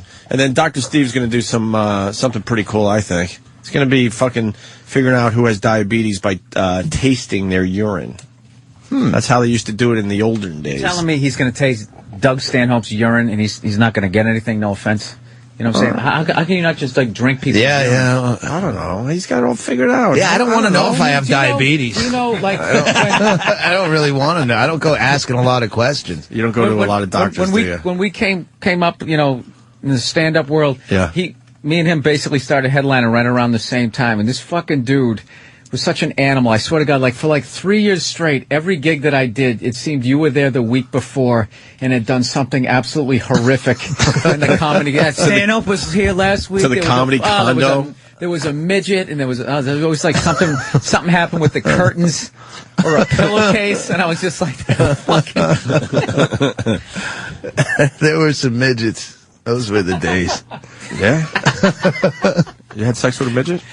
Yeah, I fucked a midget, but there was Alaska. There was all these midgets up there. You did coots. Yeah. Why is there a lot of midgets up there? Cabin I don't know. Yeah, it's the worst. Are they in hiding? Unless you were Ralphie May. They couldn't put Ralphie in there because the floors of this band house were so weak that they couldn't put Ralphie May up, and they had to actually get him a hotel. Is that why? Because he made it seem like he was like, no, I'm not staying there. Get me a hotel. And I was this young, wide-eyed kid. Yeah, it was fucking liability issues. Yeah, because he would really, the floorboards would almost fall through when he walked through that fucking place. It was that bed was one of those beds like you just had to lay down in it and make it yours. It was just fun. You just dude. There was. I wrote pages of jokes about that. Just the fucking band house. Nice. So filthy. The sheets had open sores and shit like that. I just have. I once pulled a bar of cure soap. for AIDS is in the rug under the bed. I brought the soap on stage because there was a bar of soap that was covered with black mold. Where I actually had to bring it on stage. I go, when you can grow mold on an antibacterial product. That's bad. That's fucking absolutely the filthiest place ever. Coot Charlie's. Yeah. All right, we're going to break. So you got Doug Stanhope at Comics this weekend, tomorrow and tonight and tomorrow, I should say. And we don't have to promote Bill. I think it's a sold-out show at Town Hall tonight, right, Bill? Absolutely. Very good. Somehow it happened. Sam went backstage to get to the bottom of Ant's trip to the hospital yesterday. So we... Yeah! So we go to break with this. Yeah! And now... Backstage with O&A. Here is Primetime Sam Roberts. I'm Primetime Sam Roberts. On the Opie and Anthony show, Anthony told the audience that he recently had to bring a young lady he was seeing to the hospital. Unfortunately, the young lady was a bit too young and was admitted into the Pediatrics unit.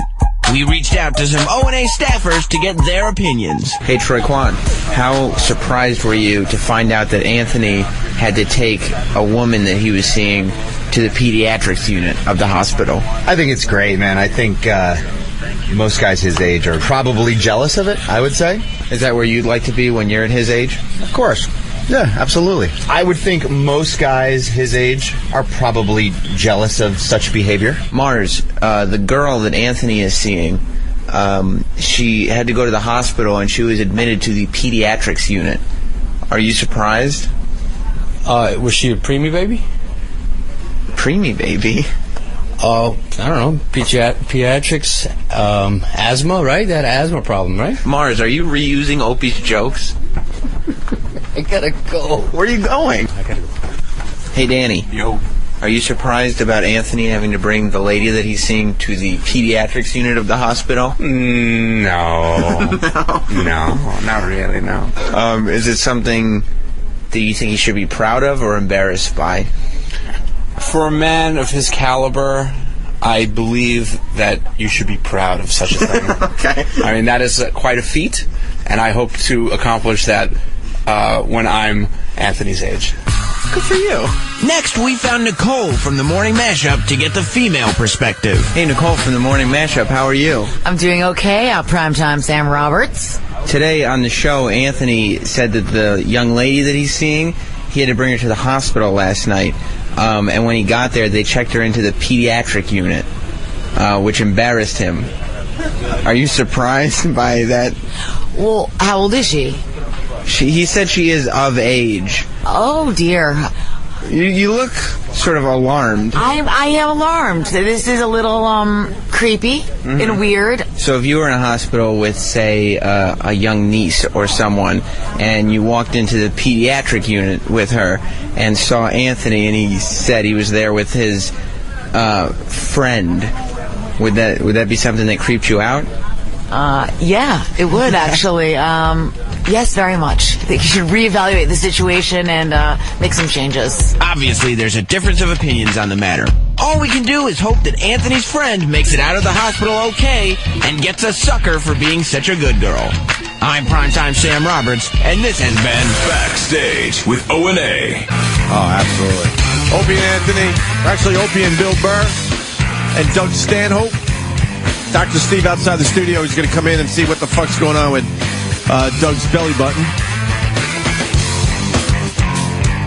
I always I asked my doctor. I have a doctor just for scripts. He's like some 80-year-old dude at the fucking clinic at the foot of my street, and so I get like my Ambien and my Xanax. Yeah, I have fear of flying and trouble sleeping. And he's like, yeah, whatever. So I'll always go in just to refill a prescription, and then I'll throw shit like this in as an aside, so it's not on my permanent record if I ever want to get health insurance. Right. Like, there's no record that I went in for this. I'll go, oh, by the way, since you're filling a script, wait, what's this belly button? That's real fucked up. It's an umbilical hernia. Don't do anything unless it's bothering you. Did it appear out of nowhere, or you had it your whole life? I've always had kind of an outie, but then it's just gotten bigger, but I thought it was because I'm getting fatter, and then people started to recoil from it when I had my shirt off, and I go, maybe I should get that checked out. Maybe it's more than an outie. I don't know. I've kind of grown with it, so it's like cancer. If you check every day, you don't notice it. Yeah. It's a lump. Doug during the break he was cracking us up, and I actually told him to stop telling the story so we could. I don't even remember what it was. The fucking TV be gone thing and what you did. Oh yeah, some dude handed me this after a show. We have 8 TVs in here. All of a sudden they started going off. I'm like, what the fuck's going on? And Doug's like, oh, it's my TV be gone. Yeah, someone gave it to me. I just found it, and there's a jacket where I go, oh fuck. So it's just, it's supposed to be a universal remote that'll turn off any TV.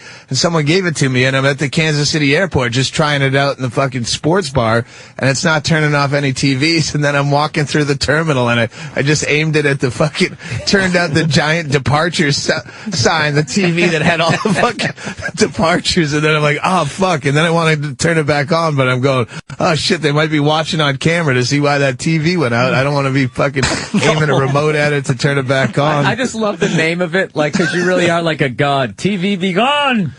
Yeah, you fucking, someone's there watching fucking Nancy Grace somewhere. Like, I don't. Is she ever in a good mood? Hell, oh, she's Is she awful. ever telling like just a feel good story? I've never been able to watch that show. I just see her face, and I'm like, ugh, those eyebrows. It's a rough face to look at. They always got to do that. They do like that Jim Rome sort of side look, you know, like you're about ready to admit to something you don't even admit. It's like, dude, I'm just watching your show. Why are you looking at me like that?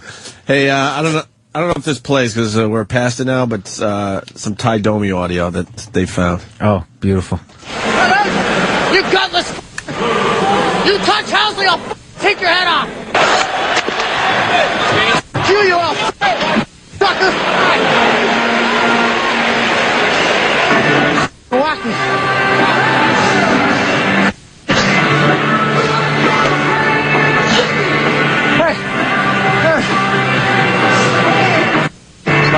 Oh! Squeeze. Who the hell is this Weinrich? Think he is? Who strapped f***ing balls on him? Coming at you, Buddha,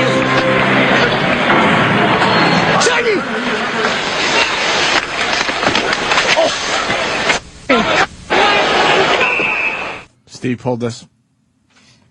This is Evan, and I trusted Evan. I was like, I should probably listen to it first, but I was like, Evan, is this good? He's like, yeah, it's really good. So I'm like, I'll trust Evan and just hand in the disc. He sucks. It's like listening to Scarface if they put it on TBS. Fucking give and I specifically asked him, I was like, okay, why should we play this? He goes, oh no, he's talking shit. It's really good. It's really good. Evan, that sucked.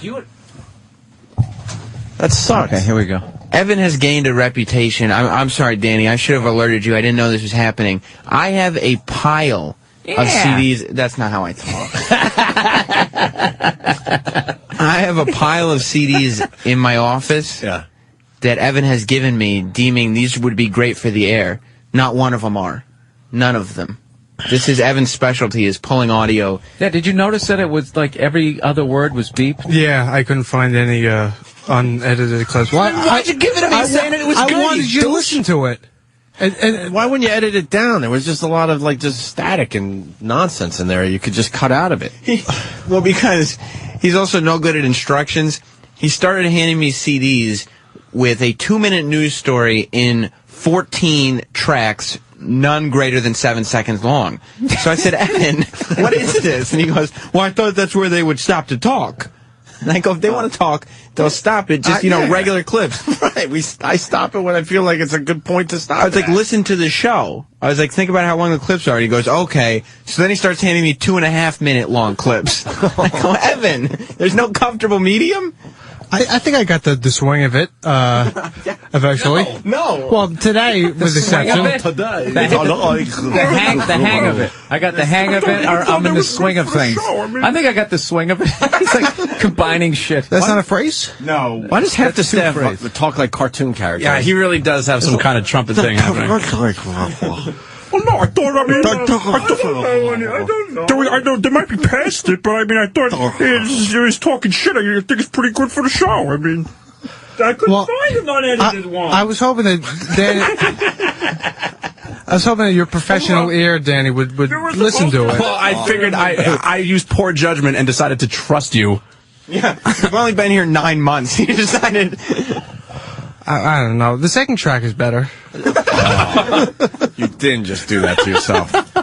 Bill, you want to hear the second track? Oh, yeah, I trust him. Yeah. He's in the swing of things. We're all sitting here uncomfortable going, what the fuck are we going to do with this audio? I'll preface it with he's in the penalty box arguing with someone else in the penalty box on the team he's playing. We're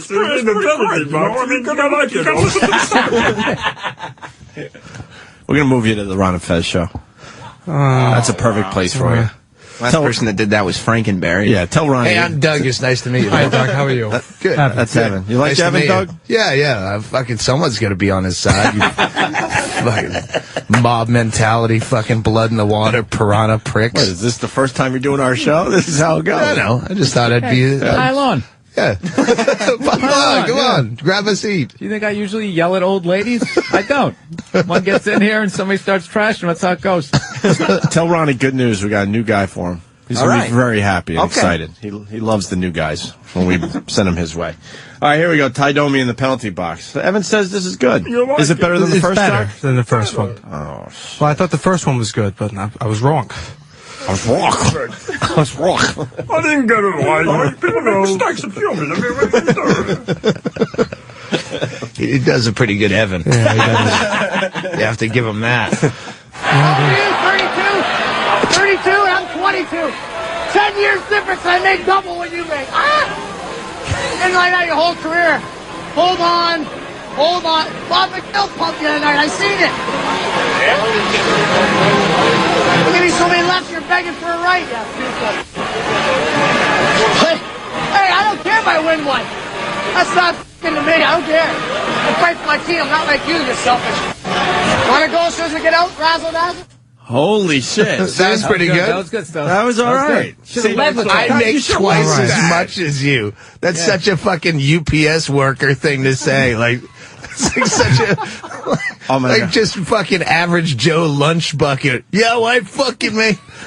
Brendan Walsh. Do you know Brendan Walsh? He's a fucking wicked funny Austin comic. He was doing that on stage where he yelled at some lady. He goes, "Hey, fuck you, lady. I make $80,000 a year." Just randomly, like he doesn't. Just because it's such a douchebag thing to say. But that guy's actually saying it and meaning it. I make twice as much as you. Want to go as soon as we get out of there? He Little razzle-dazzle. he didn't care about the game. Zach in Jersey. Bill, do you remember when Ty Domi beat the shit out of the Philly fan that fell into the penalty box? Supposedly one of his greatest moments. I don't know this Oh, one. yeah. There was some fat fuck screaming down at him, and then the glass collapsed. Is that on YouTube? It'd be like teasing like a fucking alligator or something at the zoo. You're like, hey, you fucking piece of shit. And then all of a sudden you land on its head. Oh, fuck. That's basically what happened. I want to thank Zach. I did not know about that one. Yeah, he falls in. It doesn't get too crazy. He hits him a couple times, and like, you know, they always have, for some reason, the penalty box to keep things safe. They always have like a 90-year-old white guy, Oh, I know, like a World War I veteran, In a is the guy. sports jacket. Yeah, he was In a sports jacket. Yeah, Old sports Eddie jacket. Shore is in there with Right, the toupee. right. Fucking Walmart greeter. The interns are just, they want in on this. What's that about? Every intern, like Evan is the least liked of all interns. I would disagree with that. I would disagree with that. I don't think that's true. I've seen this clip. I'm sorry. I have seen it. The fan falling into the penalty box. It's on YouTube. It's a classic. Paul, you want in? Oh, God. Well, I see them hanging outside the studio. They want in bed. What do you got on Evan there, Paul? Well, Evan's work speaks for itself, obviously. The second one was Can you good. get some Skinnerd intro music when he comes in? Give me back my boys. Yeah, you kind of got that look now, Paul. Yeah, More than ever. It's pedophile long at this point. I got to cut it soon. All right, so you have a problem with Evan? I can't say I have a problem with Evan. Sorry. Can't say I have a problem with Evan. He's just a fucking idiot and thinks he's great at everything, and that's the only real problem I have with him. Evan, comment? Well, I'm not a fucking idiot. I don't know about that. I mean, if my work speaks for itself, I guess I'm only needed half the time. I mean, I like one of them. Paul is very inflammatory towards me. Why? What's the problem Paul has with you? I don't know. I can only Is that Paul with it. the long hair? That's Paul. All right, just over getting there. everyone straight. Yeah. Doug Stanhope. Isn't inflammatory Comics is that like tonight a and medical term? No, he's Is that right? correct usage. All right. Well, that's another thing with Evan. He takes these words that he would use to sound, intelligent and throws them into a sentence where they have no business being. He did that yesterday, right? Yes, on Wednesday. No, wrong. I actually. He said Paul was diluted instead of delusional. I prove that it's actually correct. I used the usage of the word correctly. Evan and Paul, They argue use like the this. usage correctly. He's almost right. Like he's just so close to right. He's using inflammatory remarks. Well, the worst part is he'll go back. Sorry, I didn't mean to go ahead. He'll go back and spend an hour online trying to find the right context of the word in the sentence that proves his point. Meanwhile, by the time he brings it back, like everything he comes up with, it's always 5 or 10 minutes too late, and no one cares about it. I don't know. Evan? Yeah, that happens a lot. That happens a lot. Yeah. That's I'm trying to work on that. Yeah. They argue. Who were you angry at this morning, Steve? I'm not Steve. Oh, whatever. Paul. Paul. Whatever I just said. Yeah, Paul. When we walked in, you were yelling at someone, going, "Thanks, you got me yelled at." Oh, one of the other interns fucked up the breakfast. Oh, that wasn't in the him. booth over there. No, that wasn't actually Evan's fault. All right. Should we get that guy in here? Well, nah, it's not worth it. It's not worth it? All right. So you guys all right? Oh, yeah, we're fine. No, they're not all right. They'll talk about this in-depthly after the show. For the next 2 hours? Yes, in-depthly. It might be the dumbest collection of, and I'm including myself in this, the dumbest collection of people. All of us. It's just a bunch of idiots. All right, I guess that's it, right? Yeah, they'll bicker for an hour and a half. Just throw them out. So, Evan, the audio almost worked. Okay, if you good. would have led with the second clip, we would have had something. At least I learned a valuable lesson out of this whole thing. It's to never trust Evan again. Oh, that's not You good. should listen to what I give you. I'm not a professional. I will never trust your word ever again. I like that he admits that he's not a professional. That's good. Yeah. No, I'm learning, though. I'm getting better every day. What have you learned? 9 months later, and you still suck. You're not getting better every day. Oh, my God. You tell me I'm not improving? Jesus, Sam, you being serious? Yes, because he does this all the time. He gets much, much worse, and then he gets a little better, and then he gets worse again, and he thinks that that's consistently improving, not taking into account that he's getting worse, and then getting better, and then getting worse again, and then getting better. So it's not an improvement from where you started. I don't know how much worse I've gotten. A lot. Paul says a lot. Well, Paul will take any shot at me that he can, because in my opinion, I feel he's threatened of me. Every intern is jumping up and down outside the window. Does Nick want in? Nick wants in. Did you hear? Nick He said he's threatened of me. Yeah. Not by me. Most would consider Paul the superstar of the lineup there. Evan would not. I know. I It's not that Evan's stupid. It's just he's very silly. Evan is definitely very silly. I am a little silly. Very silly. In what way? Just that he pays too much attention to detail, to things that don't need any detail, and then the things that do need detail, no detail whatsoever. Evan's the type of person who says, "Listen, Sam, I want you to know something. Starting next week, I'm going to put my best foot forward. I'm going to be in 5 days a week for the rest of the summer." Nice. And the first week that he said that, he was in 2 of the 5 days. And one of them, he just no-showed. No phone call, no nothing. One, he came in late. Evan's constantly, he takes 1 step forward and 2 steps back, just daily. Evan, you look stupefied. But that is his best foot Evan that he looks puts stupefied. forward. I think this might be a little embellishment. Hold on, someone's got Jeff in Virginia. Jeff. Oh fuck! Hold on, Jeff. Try that again. I didn't have the phones up. What's up? The Earth brings still the space modulator. Your voice. Marvin the Martian, a little bit. A little bit. All right, we got to wrap this up. Anybody else want to beat up Evan? I don't know if it was mentioned, but Travis does a fantastic Evan impression. Travis does? It's spot on. Travis? I don't really know what everyone's talking about. Sometimes I'll do my Evan impression. Sam, I think, can back me up. Didn't Evan have to take a week off once? Yes. To recuperate? Yes, at one time. Yes. Evan was having a we really... don't get beat up here. He was having a bad week in the sense that he was doing nothing well and he was getting nothing done and just showing up a mess. He shouldn't have even showed up. So he said, I said, you said you're going to come in 5 days a week. How about next week, 5 days a week, and we start anew? And he said, I will start anew, but I'm going to take a week off to get myself together and then start coming in. What did you do during that week to get yourself more prepared for your job here? I just rested.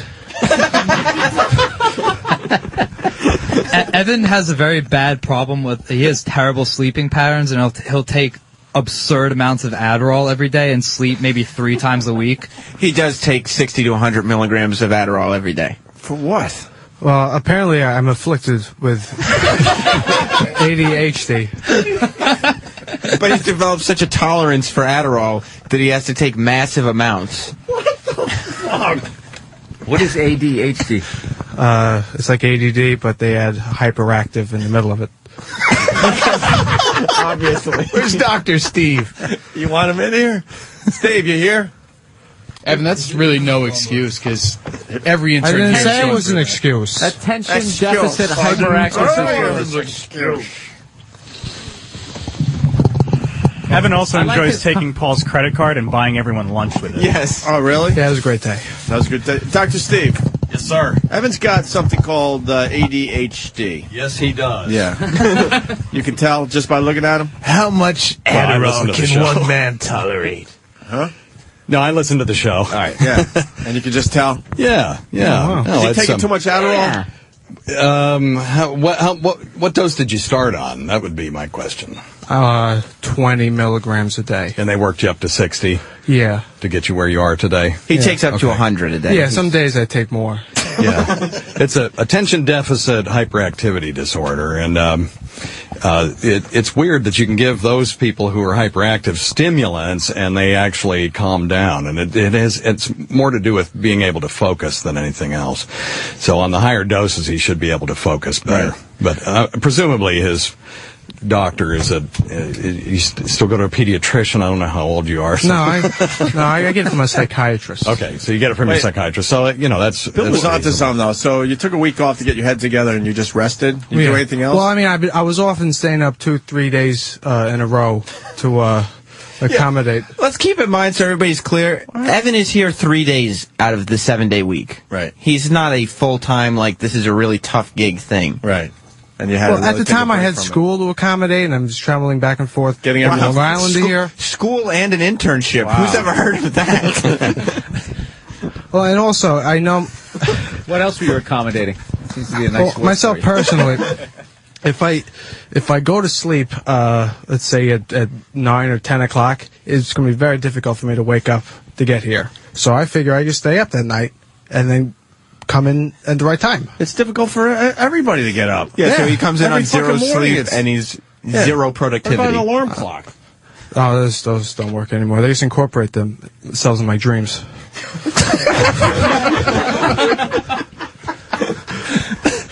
What do you mean they incorporate themselves in your dreams? Well, I'd be dreaming, and then the alarm clock will be off in my dream, and I just think it's part of the dream, and I'll wake up. Yeah. I actually understand that. I understand that. Wait, you guys understand that? You for dream real? that you woke up. But after a while, you and realize, then you wake up fuck and it, say, this is "Fuck, reality. I I didn't gotta... wake all right. Your fucking girlfriend's yelling at you, and then she's going, You're like, shut the fuck up. How long do you dream about the alarm clock then? I mean, as it's going off. It won't wake me up. It just as long as however long my dream lasts. For and the alarm hours? is. I mean, yeah. Evan he's a poor sleeper. He once didn't show up to one of the Saturday night shows that he promised he would, and I found out it was because he was sleepwalking and completely trashed his room, and his parents thought he was addicted to drugs, so they kicked him out of the house. Yeah, that was a problem day. How do you talk yourself back into the house? Well, I mean, eventually that my parents just felt guilty and wanted me to come back in. Yeah. But I fucked the place up. Your own room or the whole house? No, just my room. Like, I pulled all the drawers out, clothes everywhere. I was breaking lamps and shit. I don't even remember it. I just woke up and it's just There's a shit hint everywhere. of private pile in this kid. Oh, yeah. You see it in his eyes. I'm trying. Does your emotion when you have a problem day, as you say, do you flip out? Do you yell at all, or do you just sit there? They're telling you get the fuck out of the house. Do you still kind of have this monotoned, even-keeled way of speaking? Yeah, I don't really raise my voice that often. That's not exactly true. No, it isn't. I drive Evan in sometimes. 2 to 3 times a week, and Wrong again. Wrong. Okay. It's not that kind of voice you want to raise. 2 max. I tend to 2 max, but you're here 3 days. Yeah, and I drive him the other day. Incorrect. All right, Paul, go ahead. No, I tend to needle Evan a little bit on the way home because Well, I like bringing it out of him. I feel he shouldn't go home angry, so I try to get it out before he gets home, and he loses his fucking mind. I don't go home angry. He makes me angry on the way home. Why? In what way? Because he's frustrated. I like how you're trying to act like you're helping him when you're being a dick. Oh, no, thank I you. am just Thank you. I'm not going to lie, but... Yeah, I just feel he shouldn't bring that anger home with him. What the fuck does that mean? So I'll bring it out on the way home. You just enjoy you enjoy him getting mad. Absolutely. How does he bring it out of you, Evan? He has his mindset that he's being completely altruistic and helping me and trying to. Was that a good word, Doug? I don't know. Yeah, I think really don't know. After further review, the word stands as called. Altruistic. You were impressed by that one? That went flying over my head. a bit. I had to go chase that word down. I throw it back into the infield. I lost that one. Holy shit. Okay, yeah. His perspective is that has a mentor role to me and wants to bring out my potential. But in actuality, he's just being a needling prick. I'm only trying to help you, though. No, you're not. Evan was once punished because he was having so many bad days that he had to spend a week calling Paul Daddy. Yeah. Which, that's the relationship that they have. Hey, Doc Steve, should we do some scream therapy with Evan? You know anything about scream therapy? I don't know if that'd work. Are you on any other medications, though? No. Really? Yeah. Does your psychiatrist know about these bad days and the anger? Oh, no. I tell him just everything he wants to hear. Yeah. That's the problem. Some kind of court-ordered psychotherapy? You know, the psychiatrist's office is the one place that you can be completely honest, where they're trained not to judge you. You're right, but I really don't trust this guy, because he just wants to give me as many drugs as he can. He's like, want some Ambien? Get some Ambien. Xanax? Want some Xanax? I think sure. That's a, you know what? That's what they he's right. He's that's right. what they fucking do. If you have a guy just prescribing you drugs, you're exactly right. He's exactly right. They did that on his notebook, yeah. They did that to my mother. Fuck all of them. I'm with Evan now. Yeah, so I just get my Adderall and I'm happy. Right, and you tell Why him don't what you he get wants the to other hear. shit Well, and sell it? what I did at first, and then I realized that I have poor self-control and just ate a lot of those extra pills. Ate up all the profits. Did you once eat Xanax and pass out for 2 days? I woke up one day, ate some Xanax, and then just lost the whole day. I woke up, it was midnight, and I had no idea what happened. Oh, man. I try to do that with as many days as possible. He can't control himself in front of pills. Yeah. Like if you place pills in front of him, he'll have to swallow He'll them. have poor self-control, which will lead to a problem. Let's get him. Yeah. I'm starting to get into his speak here. I like this. It'll exacerbate my my Adderall. Let's have some diarrhea pills just laying around one day. See if he takes the bait. Well, you want to scream, Evan? What do you want to do? I want to hear him get angry. Evan, get some of the frustration at Paul. Paul is making you look like an asshole on the air now. It does. Evan, constantly. You're a fucking failure. That's all you are. It's not true. Christopher Walken there. Not true. I feel like there's a giant balloon next to me, and you guys are poking pins at it. And I'm the one who's going to have to be. You want to move over on here, the front lines? We'll make room for you over here. I have a pretty high threshold. Evan, what did Opie say when Paul came in? He said it's pretty much known that Paul is the star intern. That's because that's the idea that he's given everyone. Not that these other guys, there's some other fucking good players. But Evan is bottom of the pile. No. Agreed. That's the perception that Paul puts out there for everyone. That's exactly what he does. Exactly. And you're going to let him get away with it. He likes to walk around like he's in charge of shit. He is. Telling people what to do, but he's not. He is. He's not. He seems like he is in charge. I had the interns rate all of us this morning, and you were on the bottom of everyone's list. From new guys. Not everyone. Doug, I'm sorry, you were at the top of your own list. Everybody else put you at the bottom. I like to just remember I when just you put him on your folly break. Remember, I was on your side. Don't worry, Doug, this is what they do behind the scenes, though. While a radio show's going on, they have all these little games they play with each other. It's amazing. Why don't you have it out with Paul right now? I want to hear you get angry and stick up for yourself. Yeah, you never fantasize about slapping the bandana off the top of his head? All the time. Then do it. I can't do that shit. Oh, shit. Okay. Because it's unprofessional. And who's going to give you a ride home, right? I drove today, so I'll be giving myself a ride home. Evan, Paul Thank you very much. has effectively made you look like an asshole, made himself look like the king of the interns. Yeah. This would be your opportunity to set things straight. Now, if you're not going to do it, it's not going to get done. Paul, I don't see him do really that much productive work other than giving the rest of us interns a hard time and answer some phones. Paul's very nice to me. I know. I don't know what it Nothing is. but a sweetheart to me the entire time I've been here. Now, Matt, that's not true, and you know that. Matt. Angry. You might remember Angry. Evan, yes, Matt. just because you want to be me Here we doesn't mean you go. have to get mad at me. I don't. Wow. Why would I want to be you? Just because I get stuff on air and am productive and I'm not sitting in front of a computer for 4 hours. I get things on air too. That's why. Yeah, like that great hockey fight. Second one was good. Second one was good. Yeah, and I've also wrote 2 or 3 promos that have been made to rotation. That no one will let you do the production for because you're horrendous. Or the voice. Well, that's a little Or the voice, exaggeration. yeah. Well, my voice is horrendous. I'll agree with you in that respect. Evan, Kind of hard to argue. you got to stand up for yourself Yeah. on this one. Could you have like a 15-second tirade or something? Yeah. To Rod. Tell him how you feel. Yeah, just get it out. But on a loud level, though. I mean, I What are don't Paul's know how to flaws? articulate it. Paul's flaws. Okay, let's go here. Flaws.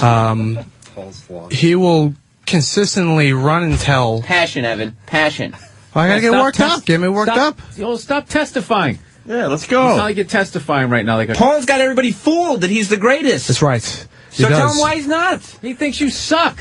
What he does. Evan, saying yes to everything isn't a good argument. Oh, Just to see, throw it out look there. at too. Yeah, okay, let's You look like a pipe down buffoon. a little bit. He's owning you right now. But that's because he's my bitch. Brian Holtzman. That's wrong. That's who he reminds me of. You know Holtzman? Yeah. I hope he snaps like that. Yeah. That's what we're But- hoping for. He likes to take his. He's a bit older than the rest of us interns. He has a more grizzled, intimidating appearance, and he likes. He likes to. He comes off as better than you. Yeah, he does come off. I don't know why the fuck he comes off because I he- am. No, Yeah, why because the he fuck goes does around. He do that? Why does he do Let's that? go, Evan. Let's go. Opie thinks he's better than you. Let's go. He goes Much around. better. He will Everyone find thinks he's any, better than you. Any little misstep, any of us will, well, particularly me, and he'll go telling everybody, oh, fuck, hey, why don't you ask Evan what about this happened? Doesn't he Blah, blah, ever blah. make a misstep? Yeah, he does. How does that- Like what? Like what? Well, you know, I try to have it's not a little more- misstep, Evan. Come on. No, because I can't think of a particular example right now. Because it doesn't happen. Because I can see you're in the booth the whole fucking day. Yeah, working. I answered calls. Is Yeah. that hard work? No. So how does he get all that credit? Paul, get him going. Make believe this is the ride home. Because you said you get him going and he gets fucking going. Evan, do you realize that today you came in here and did nothing but make Danny look like an asshole? Just sitting there and being like, yo, this is great, put it on the air. We should listen to it. Oh, so it's fucking Danny's fault then. Oh, wow. I told him to listen to it. No, it is my fault. I absolutely should have listened to it, but I chose After 9 against months, my you figured, against you know, you against might have my something my best interest. I knew. I was like, let me trust Paul. Paul has not exactly a proven track record with good audio, but I was like, he seems to be this adamant about this material. don't- I'm going to trust him. Yeah. And then you let me down again. Yeah, don't mistake us, please. Yeah. I call him Paul. Yeah, sorry. Because everybody's got Paul in the mind because they think he's the best. I'd much rather think about Paul than you. All right, Evan. I mean, unless you're going to fucking This is stick up for yourself, we're done with this. Evan, this is another notch in the failure column. Yeah.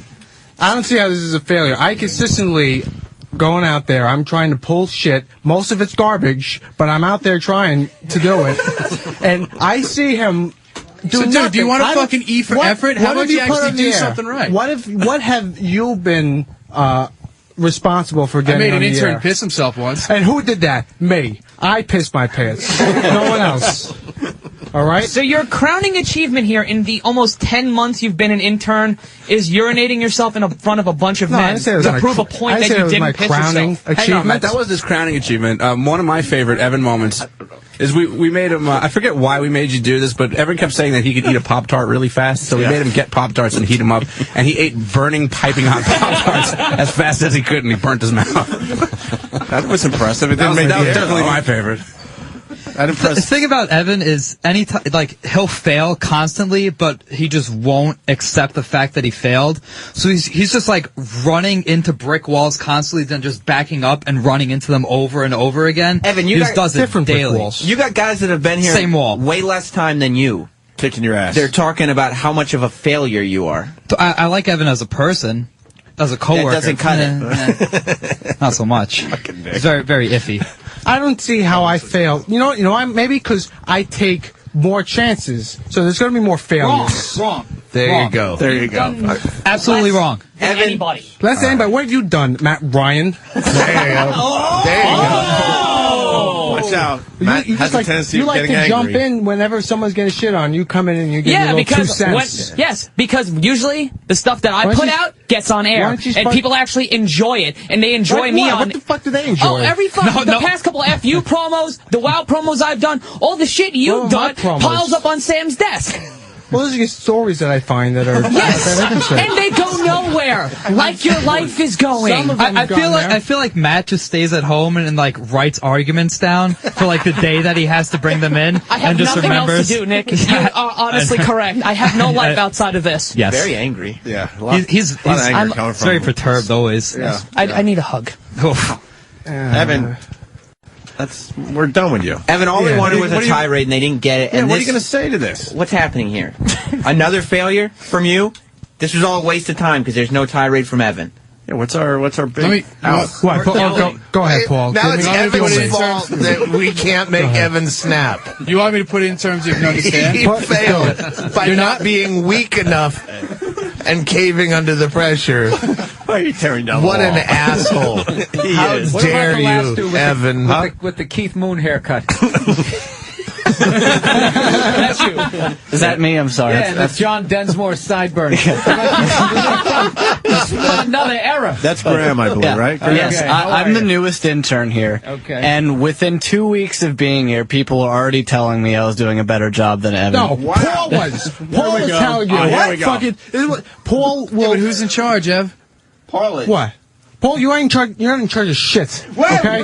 Why not? What you do is you'll tell all the other interns that come in. Guess what? Who's garbage? Evan's garbage. Who's the lead guy? Me. Is you that know right? what?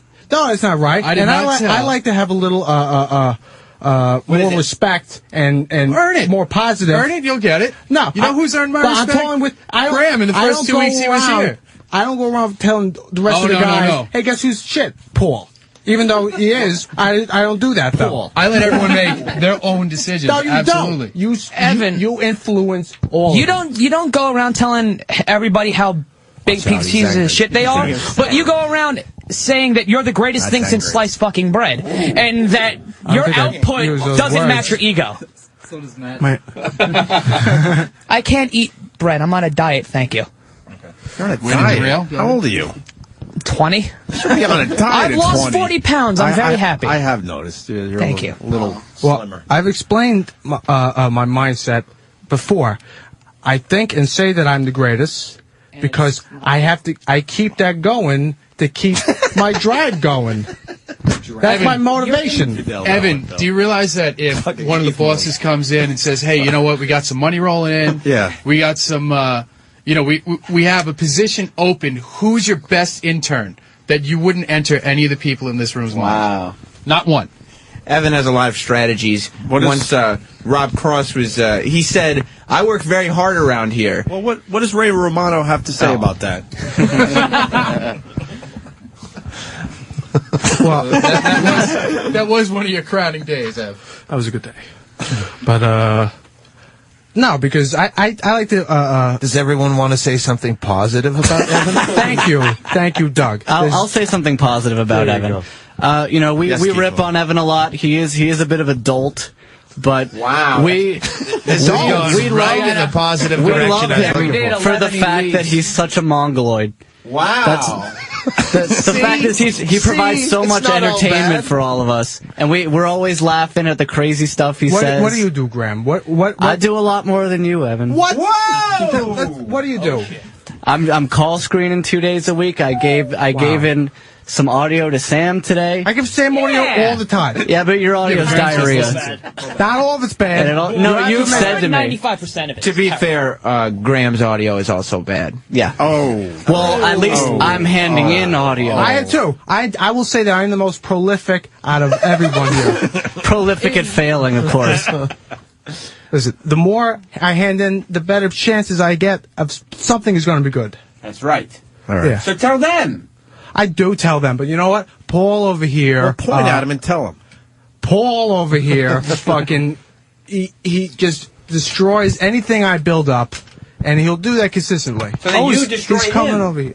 I'm just getting a little closer to you. Don't get intimidated. No, because I'm not going to play those dirty games. That's right. What dirty games? you just completely, what you do is you like to put down everyone around you to make you look better by comparison. Yeah. Nick, do I put you down? No. With the exception of Nick. For some reason, Matt? Nick is like... You used to, but now that I've earned my keep around here, I don't need to get insulted as much. And I haven't earned my keep. Mess with him. He's No. angry. How? Yes, have you not been listening for the past 45 minutes? We've been tearing you apart. Oh, wow. But I come here, I output decent work, I have my failures, yes, but every one of those is a learning experience, and I build upon each one of those. But, say it. It's pretty good, actually. Go, Evan. Yeah, and I don't know why it gets shit on. I have my strengths, and I know them. I'm good with technology and audio, and those are my strengths. When it comes to content, I Wait a lack. second. I am looking right now. This is like a Vegas look-alike. You got Michael Moore, Dwight Yoakam, and fucking Keith Moon. I mean, this looks like a Vegas. It's fucking unbelievable. Yeah, you guys are in the wrong business. You can make a lot of money We as stand on look-alike. Hollywood Boulevard in front of Van's Chinese Theater. They're the baby versions. Yeah, That's baby Michael Moore. The baby Archie, whatever the fuck it was. Jesus Christ. So you think he looks like Michael Moore? Yeah, it's going to touch that. Yeah, no, he's got more than a touch. I'm Yeah. so glad I voted Republican this year. I just want to point out that Evan has completely forgot whatever argument he was just making. Oh, wow. He makes you look like an asshole again. What were you just saying, Ev? Well, about how I output here. I output a lot of good stuff. All right, and I do a lot of work. I don't think that's a verb. Why don't you try using the word produce? Whoa. You know, because you're trying to be a producer. Why can't I use output? Going highbrow now. Why can't I use output?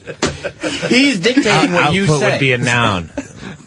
Yeah, Evan, I think my remember what output- Sam told you on Wednesday? Jesus. Sorry, Doug. I didn't hear you. No. Remember what Sam told you on Wednesday? He told me a lot of things on Wednesday. What did he tell you about today? What, that I can't fail today? And what would happen if you failed today? Oh, I would have another week of calling you daddy. Okay. Do you think What is that that you... about? Evan needs to learn. I see potential in He has Evan. to call you daddy? It's no, horse not me, shit. Paul. You have to call Paul It's daddy? garbage, I know, but Well, I mean, if he I'd have- fails... Why do you have to do it? Well, Sam says so. Exactly right. Sam, tell him to get mad. I've tried to tell you. You have no I'm worked up right now, and I don't know. I don't really get too much higher than this, Just unless don't pee you your pants physically threaten me. Was that Matt? Just don't piss your pants again. It's embarrassing for all of us. I proved You are a point that day. discredit. What? That you didn't urinate yourself in a bar? That's right. That is fucking the stupidest thing I've ever heard. That is the most Why are you asinine. stupid? Opie asked me to piss my pants, and I obliged. You know how dumb that sounds? What, that I helped out the radio That you show? urinated your pants over an audio medium. Watch out. He gets real Yeah. angry. Well, it was on YouTube, and there were pictures. But still, it's just a stupid thing to do, Evan. You would have done it. No, I wouldn't have, because I have somewhat of a self-respect if for Opie myself. asked you to pee your pants, you wouldn't have done it? That's Michael Done it? Moore with Andrew McCarthy's those- voice.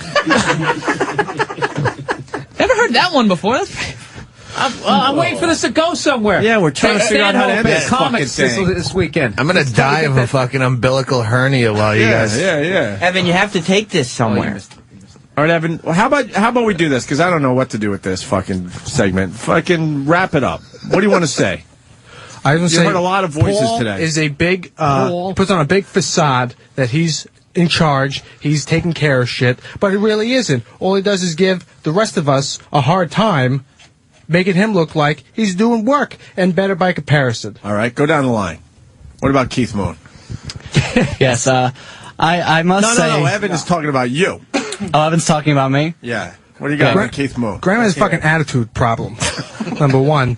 The day he comes in here is immediately with the disrespect. No thanks to fucking Paul here saying, no, it's okay, it's fine. And look at his intimidating fucking appearance here.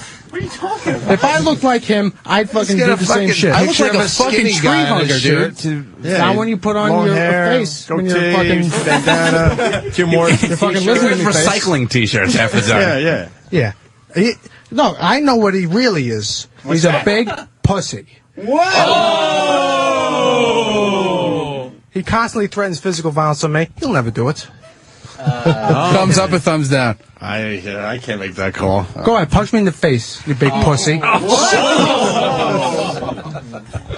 Do it. It's not worth it, Paul. Don't do it. He'll never do it. Stop killing He'll the never, bit. ever do it. Shut up, Grant. Really, shut the fuck up. Have you learned anything from us? So worth it. Punch him in his It's like face. the little I told you rascals. to. Come on, do it. I got the one that. What? Sounds like Evan. Sounds like somebody's making excuses of his own. I think so. And I got like this with him before, so what he did is he did the I'll punch you in the shoulder kind of hard. So I'm sort of serious. I'll punch you in the face. Just you watch. But you won't. He won't do it. No. Oh, no. Evan, I'll catch you on the street. Don't worry. No, you won't. Yeah, I will. I'll beat your ass and then make you drive me home. Okay, do that, and then there's going to be a nice little civil suit that you're going to have to deal with. You're a fucking faggot, dude. Am I? Oh. Or is that's how adults react? They don't fight. If they get punched in the face. No, the difference they is sue. a man will fight and a little boy will call the cops. An ignorant man will fight. An educated man won't. First of all, there's not an educated man in this fucking argument. All right? Yes, Just insulted me. himself. I know that, Bill. A civil suit. Oh, God. Somebody throw a punch or let's just get on with it. Yeah. You're boring me and I'm in this argument. Now punch me in the face already. Ooh. He's a big tough guy. He's like, oh, I've been over in hundreds of bar fights. Blah blah blah blah. I'm a scrapper. I know how to fight. He hasn't been in one, I'll bet. How many is it? I don't count that shit. Yeah, because he fights so much. 0. Evan, go on. Yeah, come on. You got 3 other guys, and then we're wrapping up. You get the last word here. What about Matt? Matt references people that nobody's ever heard of constantly, and he puts a tag on almost anything anybody says. What does that have that's to supposed do be with a joke my line. input to the show? Oh, I didn't know that. That's what I was talking about. That was just general. What is his reference problems. that no one gets? No, he'll just reference people Like who? I couldn't tell you because I have no idea. So how does he even know that I'm making references that no one else will get? Because you say names that I or no one else have heard of. If you had to make soft prom night love to one of these interns, let's keep this positive. I like that, yeah. You had to. Who would it be, Evan? If I had to? Yeah, you have to pick one. Go with the fat kid with glasses. I do have the nicer ass. Yeah, but you've been whining the whole time. Well, pardon me, I'm not an experienced party bottom like yourself. Party bottom. Over there. I'm going to have to go with Nick. Oh, wow, thank you. You win. Evan wants to have sex with you. So you got that going for you. And, Yeah, and Evan, great. what about Nick? I generally like Nick. He just shit all over you. I don't know, but it doesn't bother me really that much from Nick. Yeah. All right. Thanks, Evan. Nick, he comes, he has funny lines. This He's is true. generally a hard worker. Correct. I like what he's been doing. Oh, thanks, Evan. What about Nick? Why? I didn't know that this was shit on Nick and not shit on Paul. No, it's just there's no fucking payoff from you ever. Yeah. Wow. And if there is, it's always 10 minutes too late. I'm a very easy target. What payoff have you brought? I like to hear what You did fail at you punching him brought in to the show. face. I'll have to. Well, I got the nod. I looked. I made sure. You got the nod. Yeah. What, permission to punch me in the face? I don't play getting thrown out of here for your useless ass. Oh, shit. That's Your ass is useless. All right, we're going to wrap up because I don't know what got accomplished here. Nothing. Nothing? Wow, Evan. All right, Evan. All right, she still hasn't I justified think his you own, stirred enough of the waters that maybe in a couple hours by a vending machine he'll punch him in the face where no one can see it. He won't do and it'll be an anything. awkward girl punch. And then I have a recorder on me at all times. We'll see what happens when he thinks we're alone.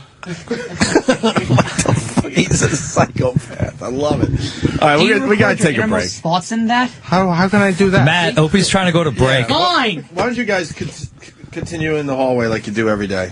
Well, I This is a little taste of what happens every day with these guys. All right, thanks, guys. Doug Stanhope is most going welcome. to be at Comics tonight and tomorrow. Bill Burr is at Town Hall tonight. And after the break, Dr. Steve, right? Yep. You're going to look at his fucking belly button? Absolutely. All right, we'll do that. Absolutely. And you're going to do the diabetes thing? Sure.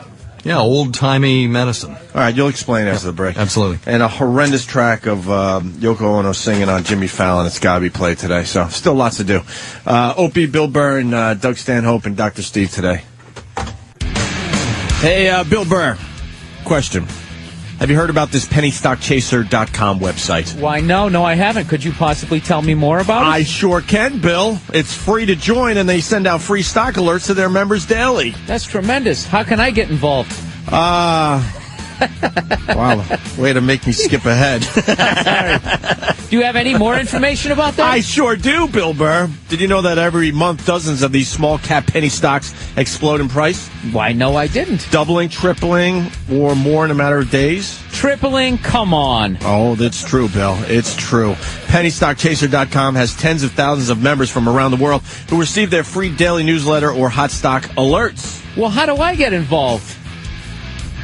Fuck, you had to jump ahead again? Yeah, I got a little more info. Please wait before you tell me how I get involved. Do you have any more information? Well, Bill, I'm glad you asked. Some of their past alerts have had 200, 300, even 1,000% gains in a matter of weeks. Can you imagine turning $2,000 into $20,000, Bill? Wow, that would be something. Could you possibly tell me? No. How do I get involved? There's my line now? No.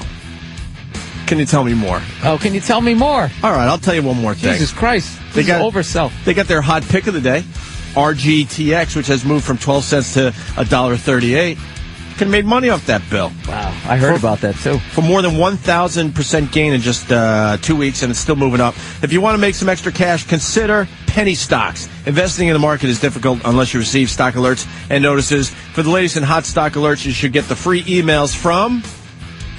PennyAlertStock.com. That was your only part.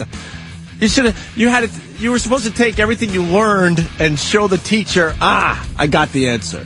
What's the website? No, I was more thinking, how did I lose momentum? Like the first couple ad-libs were good, and then the last one sucked, and I was just like, I don't know. PennyStockChaser.com, Bill. PennyStockChaser.com. That's that sounds, right. That's the kind of craps I play. I go to the nickel.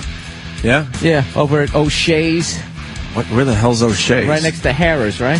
Down old Vegas? Where the fuck is Doug Stanhope? All right. Individual results may vary. There's no guarantee that past performance will be indicative of future results. Invest wisely. It's PennyStockChaser.com. Oh, memories, huh? We'll have to talk about that in a second.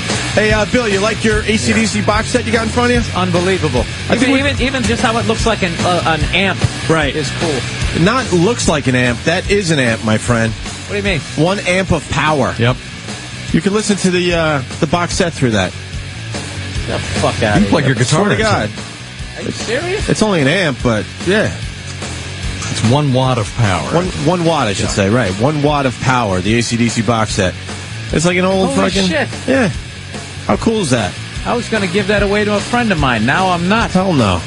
Keeping that for myself. Thank you very much. The AC/DC box set is really cool. What is it? Rarities, all their shit, DVDs, a little of everything, right, Danny? Oh, there's tons. You got CDs, there's an LP, there's like a huge coffee table book going on in there. It's really cool. We should give one away. Definitely a must-have for any AC/DC. We got our phone number up on the pad data Sure somewhere? do. All right, just call that number. We'll give a random caller the AC/DC box set. Very cool. All right. And if for those of you who don't win the box set but you still want it, you could find it at acdcbacktracks.com. Strong. It's the collector's edition is 3 CDs, 2 DVDs, and 1 LP of rarities. Okay. It's pretty cool. Cool. That's for the people that sat through the break with us. Thank you. Dr. Steve, how are you, buddy? I'm well, my friend. How are you? I'm well, my friend. That's very another Alec cartoony voice. Can't help it. I have ominous news. I hate to tell you this. Did you look at Doug Stanhope's belly button? No. I don't really, here, it's just an umbilical hernia. Oh, yeah. Yeah, it sure is. Can I touch it? Yeah, sure. Is it reducible? Yeah, it squishes in, if that's what you mean. Okay, yep, that's what I mean. When does that? Yeah. When did you first? Was that not gross to you? At what point did this become? Yeah, can I touch it? Like that's the last thing I would have. Like that's the last thought that would come into my head when I saw that. Were you once an intern like Evan who went ew? Like you're fucking everything up, man. Don't go ew when you're touching a gross belly button, man. Yeah, they pretty much beat that out of you the first year of medical school because you start working with a cadaver. And just the mere fact that he's alive. The mere fact that he's alive makes it not gross. Wow. So is it anything? Could anything go wrong with this? I'm assuming you were born. We normally see this in babies. Okay, yeah, well, I know when I was a baby they had to like tape a $50 over my belly button, and it's always been kind of an outie. Yeah. So, but yeah, it's getting bigger as I get fatter. Yeah, absolutely. So Basically, what it is there's abdominal muscles there that are supposed to be knitted together, and there's a little defect in there, and then the fat from under there will work its way through, and then become sort of this balloony-looking thing called an. So this will umbilical continue hernia. to get bigger and bigger.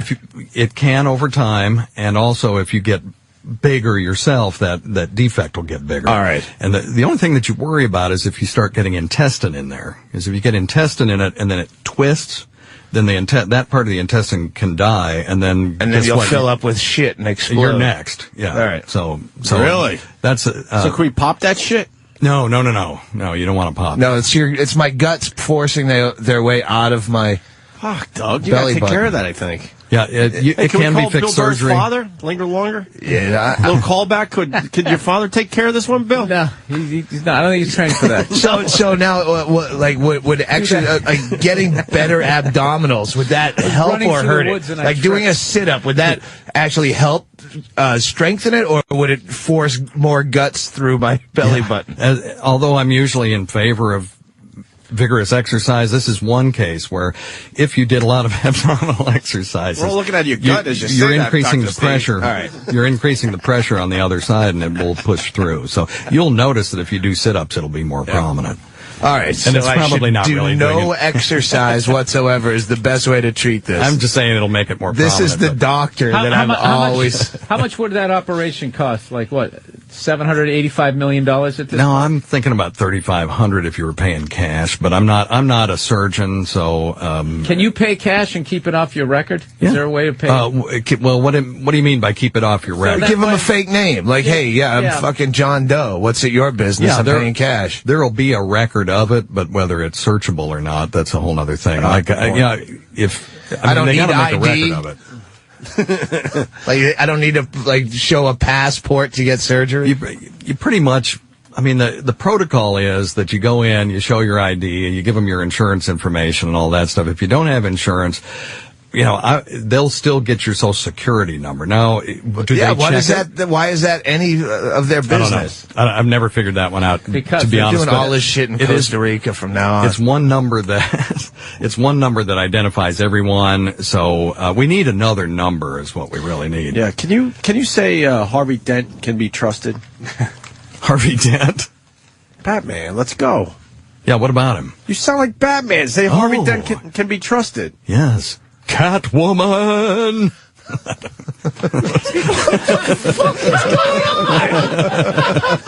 Bill's embarrassed for you. He never gets embarrassed. Bill, I was just hoping someone was going to get that reference and start laughing.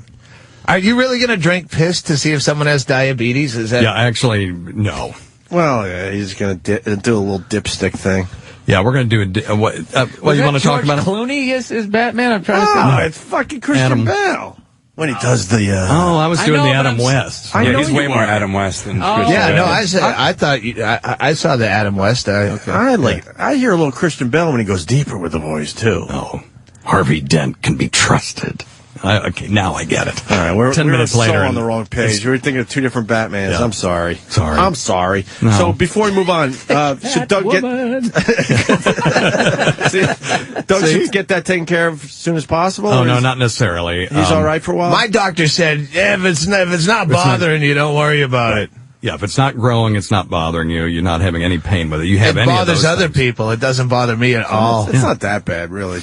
No, it's not bad, and it's totally It's all right. reducible. So I'd leave it alone. All right. Now, if it ever gets to where you can't reduce it, Where I you know, can't it's- push it you back can't push in? it back in. Then My guts are hanging out. I can't get them back in my stomach.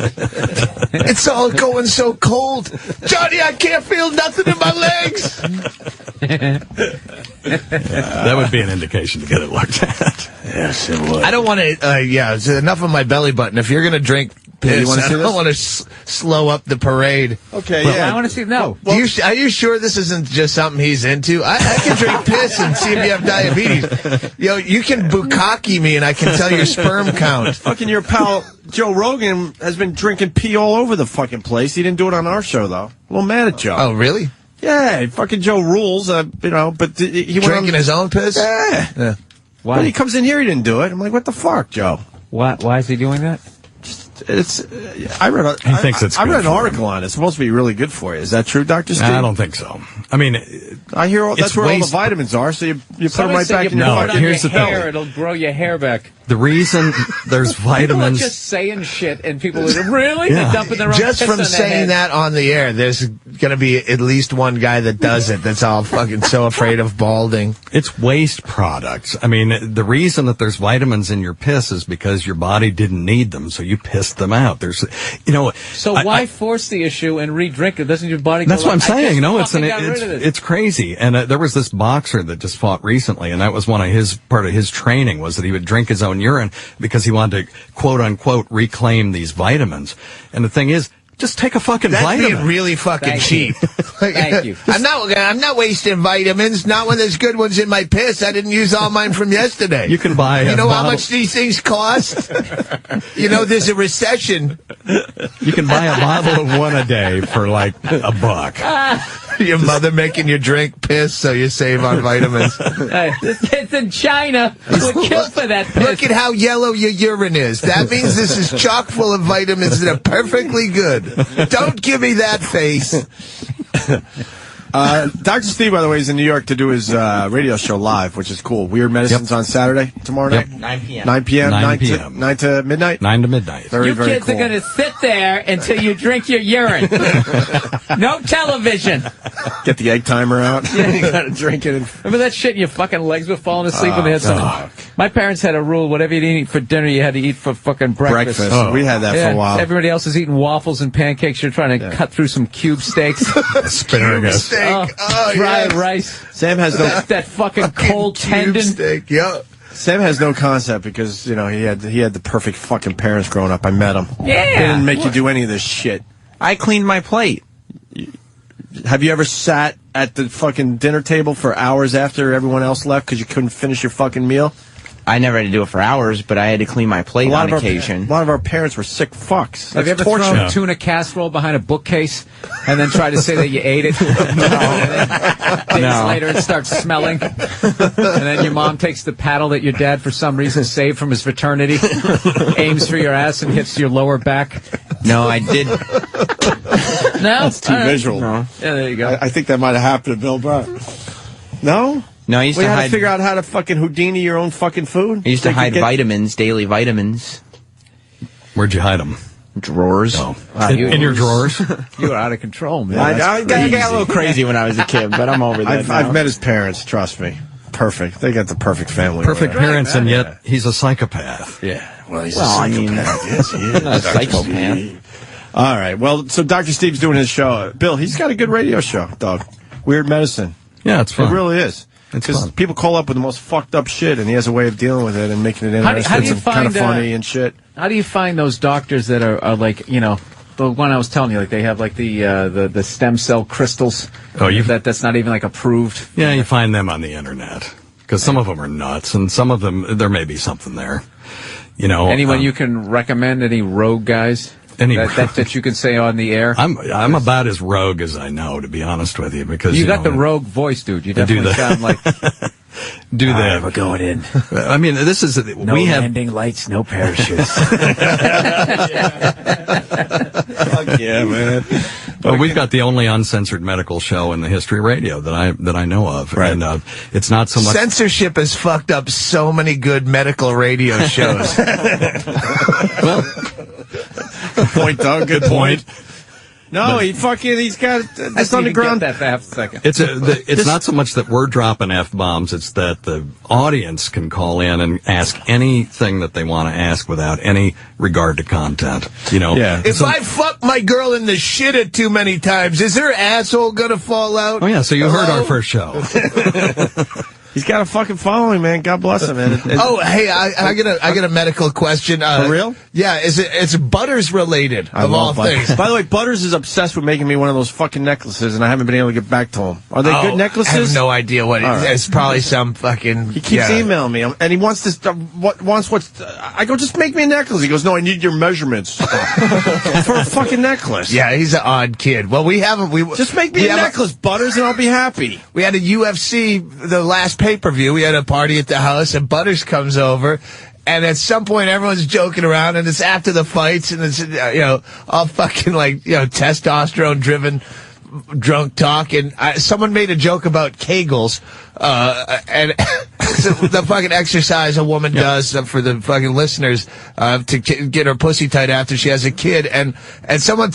And Butters goes, "Oh, I do Kegels all the time." And the party stops. Of course. Like, do you not even know what you're talking about? He's like, yeah, the exercises. And I don't know if someone was putting words in his mouth, because he kind of like, you do ass Kegels? What are you trying to keep your ass pussy tight, Butters?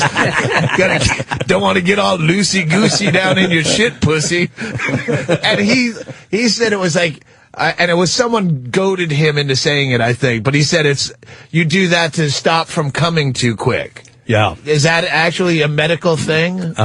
There are people that feel that helps. And what you do is if you're doing it at home, you masturbate and then start doing the Kegels at the just before you start to ejaculate. All right. And you can put your thumb over the pee hole too, just to give you an uncomfortable feeling. It's not so much Is this Top Gun jacking? Yeah,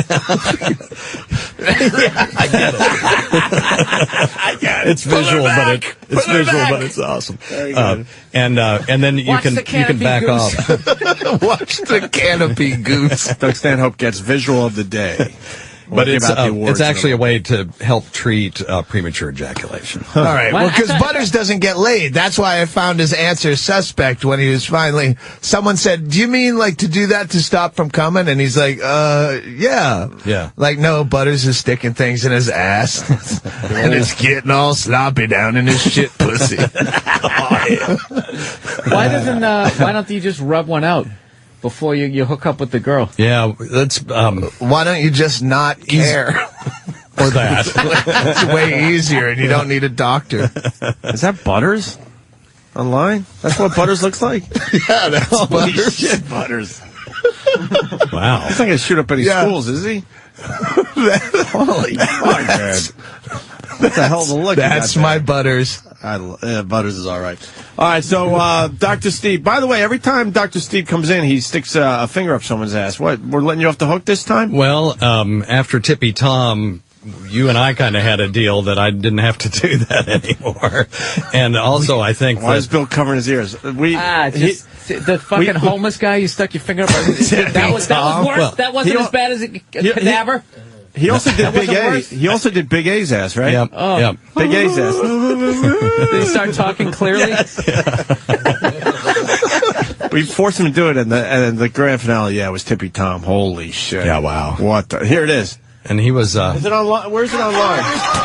Just Google it. The Tippy Tom prostate. Oh, fucking asshole! All right. Tom, do you want to tell us what's going on? Ow! It hurts. I hadn't even started yet. Yeah, he hasn't even started. Tom. That's the Steve behind him. Up here now. Come on, man. Get rid of. Oh. Here we go. Oh! Oh!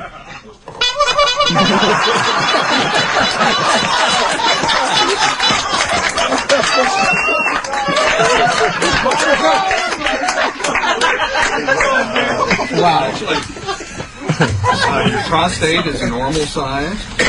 Amazingly. Normal on it at all, and we're checking you for blood right now. Oh, that's the most... You gotta pull some blood out of me, man. No. We're checking what we got out of your rear end.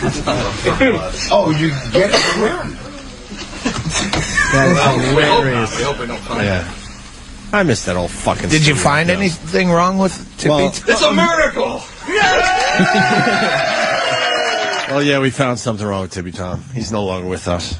Oh, really? Yeah, he's fucking dead. Sucks. Less than a year after I proclaimed him perfectly healthy, too. I might add. That's good to admit to two countries, Dr. Steve. No, he passed in May, I believe, right? Yeah. Somewhere around there. What did he die of? Just being outside? I don't even... He fell, and he hit his head when he was drunk, and he just didn't get up.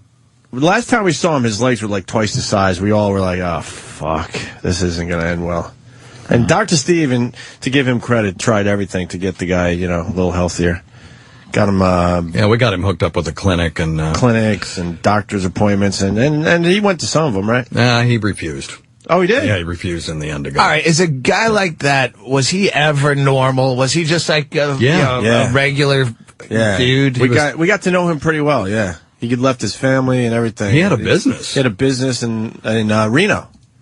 What happened? Some fucking house painter or something? Yeah, like cleaned windows and paint. Yeah. But do you think he was a normal guy that could have sat at this table and conversed like we do? Because I'm a drunk. And I've been drunk every night for 25 years or whatever. And I mean, how do you become that guy from us? Yeah. Like, I've tried hard, and I'm still a normal, functioning human being. How do you go from having a wife and a family to being on a radio show, homeless with somebody's He finger in had his a ass? wife and family that were fucking a Cops episode type of wife and family would be my guess. I don't know him personally, but anyone like that. Is it the gene or something? Well, there's grades of addiction. There's no question about that. And there probably is some genetic component to it because if you have an alcoholic in your family, you're more likely to be an alcoholic. You're not doomed to be an alcoholic. But we're learning about receptors in the body, and the people that become the crazy alcoholics tend to not produce a certain receptor in the body as much as quote unquote normal people do, and so they're more prone to, and it's a pain and pleasure receptor, so they're more prone to alcoholism. So, but I'm saying, sober, that guy's would still be somewhat of a punch drunk, a dummy. He was pretty fucking funny and quick.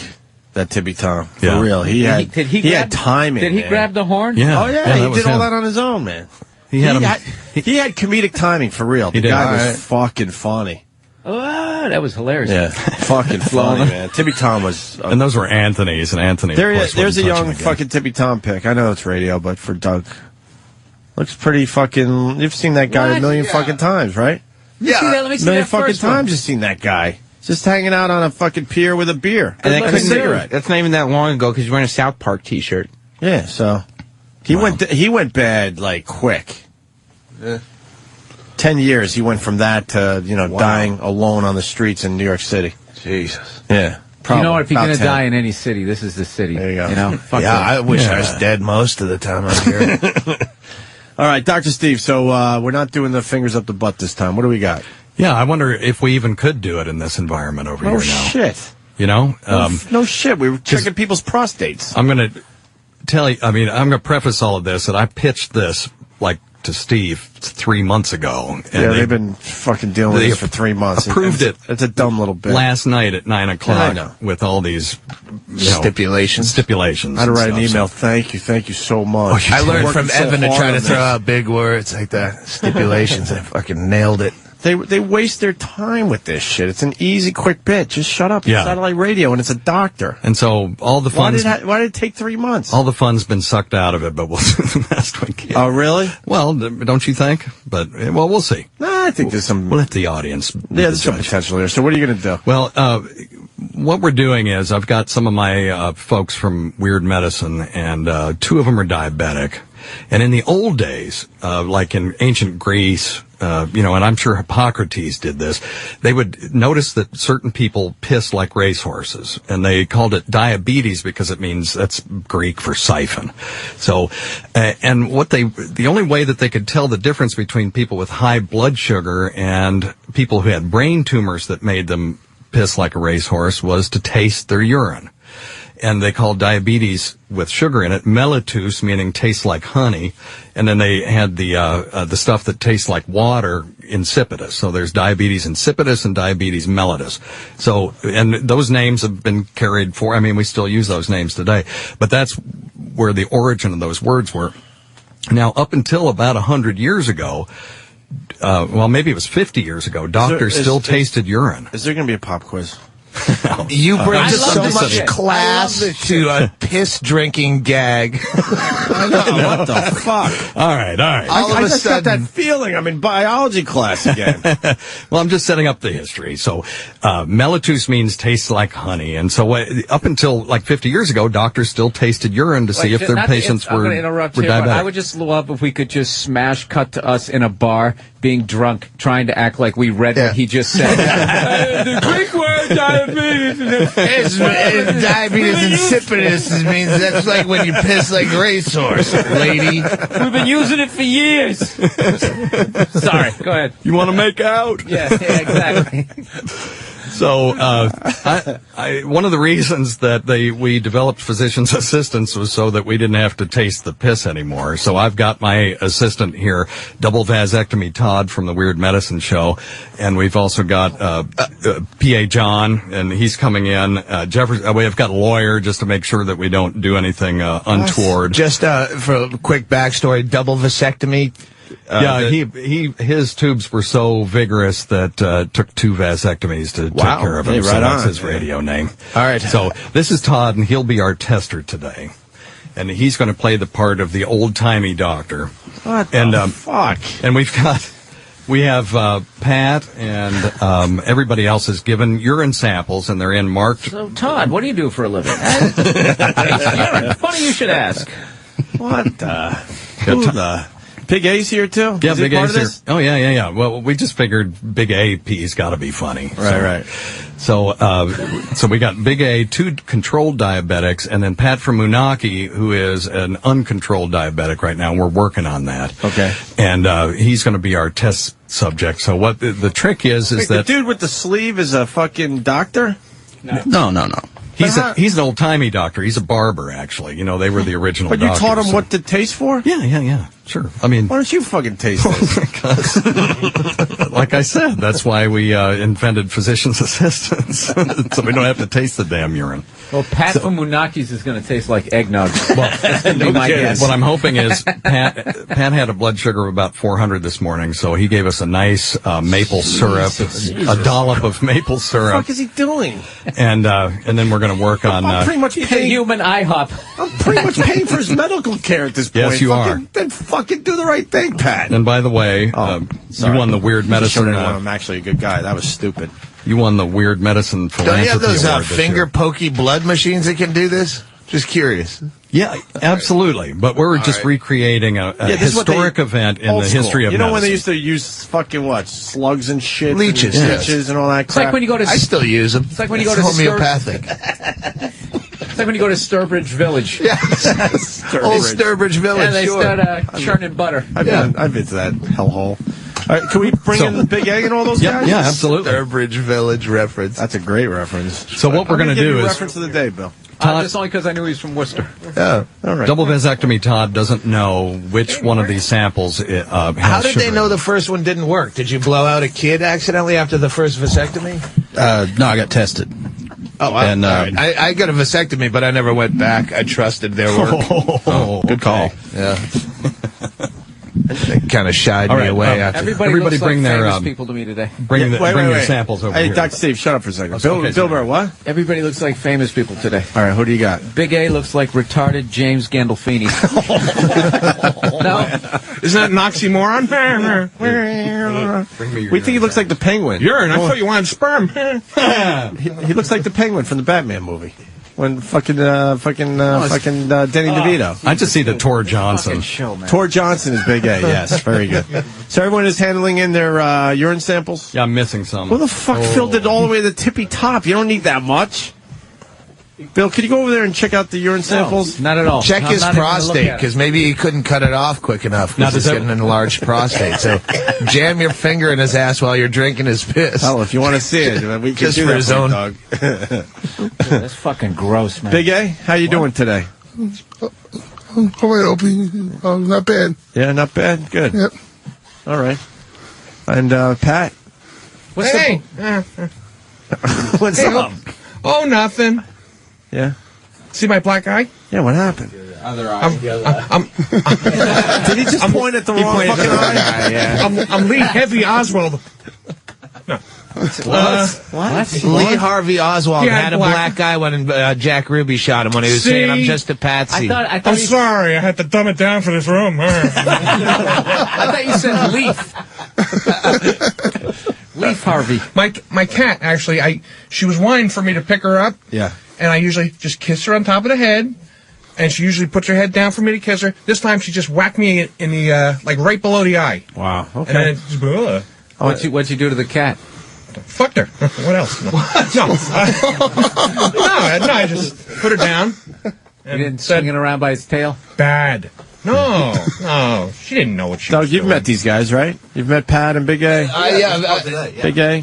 Big A, what, why you have a button on? What's that about? Weird medicine. It's a weird medicine button? He's wearing a weird medicine button, and we were... How the fuck does he have more fucking merchandise than the Opie and Anthony show? Well, fucking... magnet. All right, I'll put this somewhere. Okay, we're testing the urine. How about Jackie Gleason? Wait, we're testing already? No, I'm just testing it while you're talking. What we're looking for is to make sure that none of these samples is dangerous for double vasectomy Todd to sample.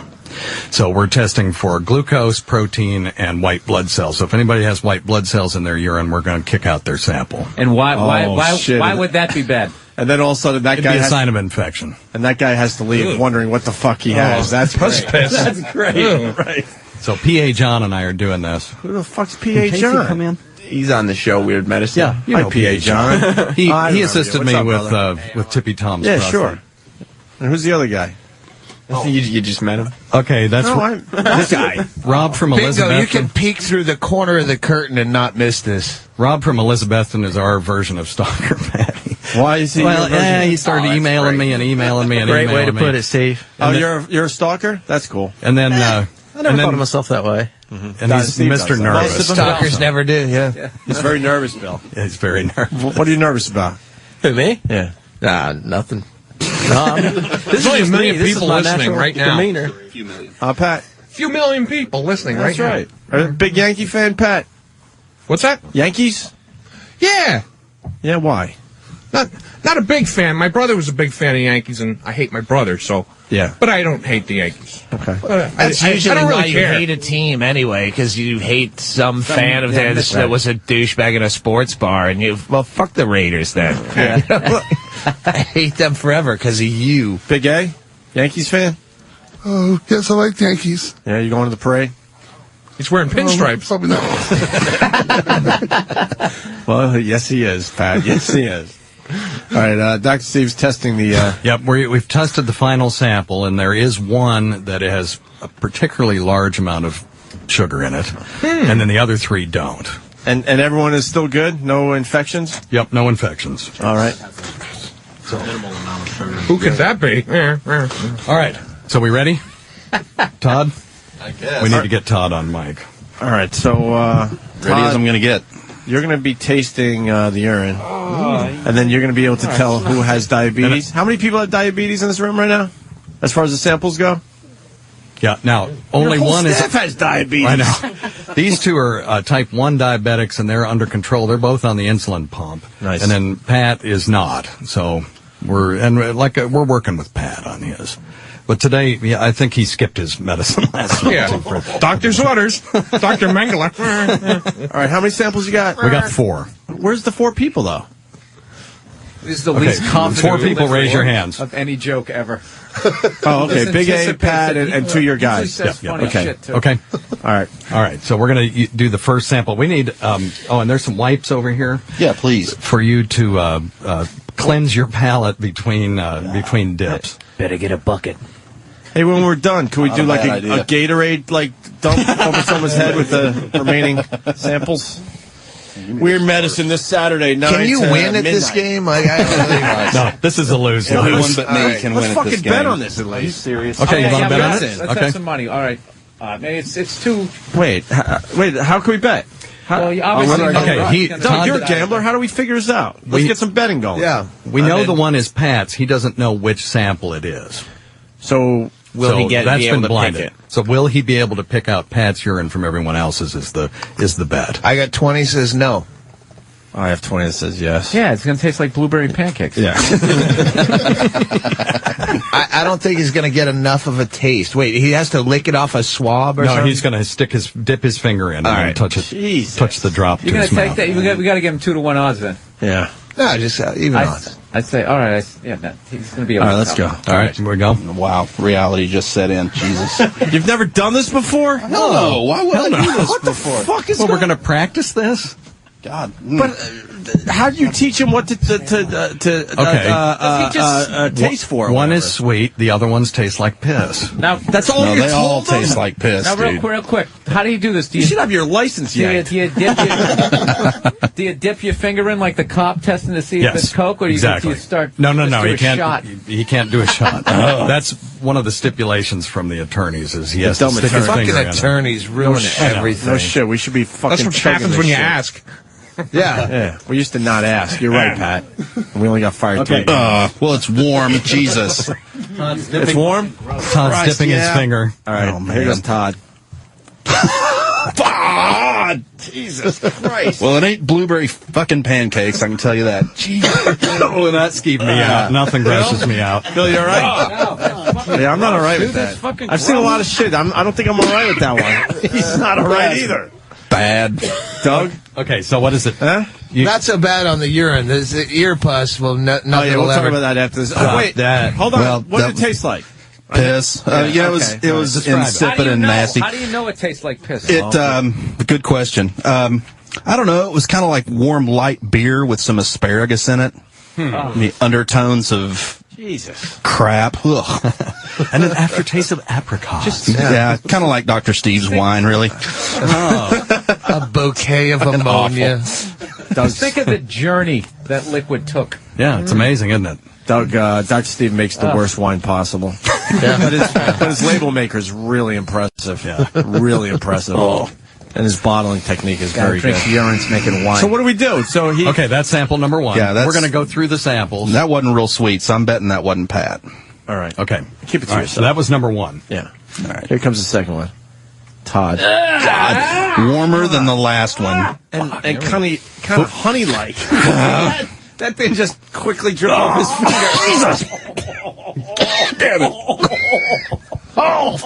Fool me once. Shame on you. Dr. Steve's like a shot girl. Very funny. Wow. Was that worse than the first one? Yeah. It seems like it. Got urine jello shots. Yeah. Why was it worse than the first one? The first one might have been the worst because I wasn't expecting it. But in this one, I kind of knew what was coming, but still, Jesus, that's awful. That is Dr. urine. Steve said, "Fool me once, shame on you." Anyone want my yogurt? Yeah, and by the way, when we my started yogurt? this, there were going to be 3 specimens, and you snuck another one in on me. If I make it. God. Okay, cleanse your palate with the Hey, wipe. Steve, you sick fuck. Why'd you make everyone fill up their thing to the tippy top? I didn't really give them instructions on that. They did that on their own. That's big A's. It's so obvious. Wow. Okay. I guess I better use a different finger for each one so I don't cross-contaminate, right? Well, that's what the wipe is for. That's what the wipe is for. Hold it level. This gets no easier as it goes along. Here's the Yeah, third it's one. not like shots. Bill, here you go. Ah! Jesus Christ! Why would you? Oh, no. Uh-oh. Better get a bucket. Winner. No, I'm all right. Tell me. There has been nothing sweet on my palate yet at all. Okay. So unless the last one is Pat, Dr. somebody's winning $20. Yeah. Can he taste that one again? Because it looked like. No! I'm Come not on, sure. dude, there's money on the line. You got to do it again. We got money. Yeah. I'm not sure if he actually really. It ain't my money. If you threw up a little bit in your mouth, it kind of queers the whole test. No, I didn't. Are we I going back didn't. to the third sample? Sure. Yeah, go back to the third sample. I think we all saw in the room. I don't know, if that one was accurate, right, Doug? Right, the acid in his mouth. from God, the so this is third half again. vomit. Well, Yeah. maybe not. Yeah, just to make sure you got it right the first time. That's right, Fuck you. This is for the wine joke, isn't it? You should go all the way to the bottom to see if Christ. there's any sediment.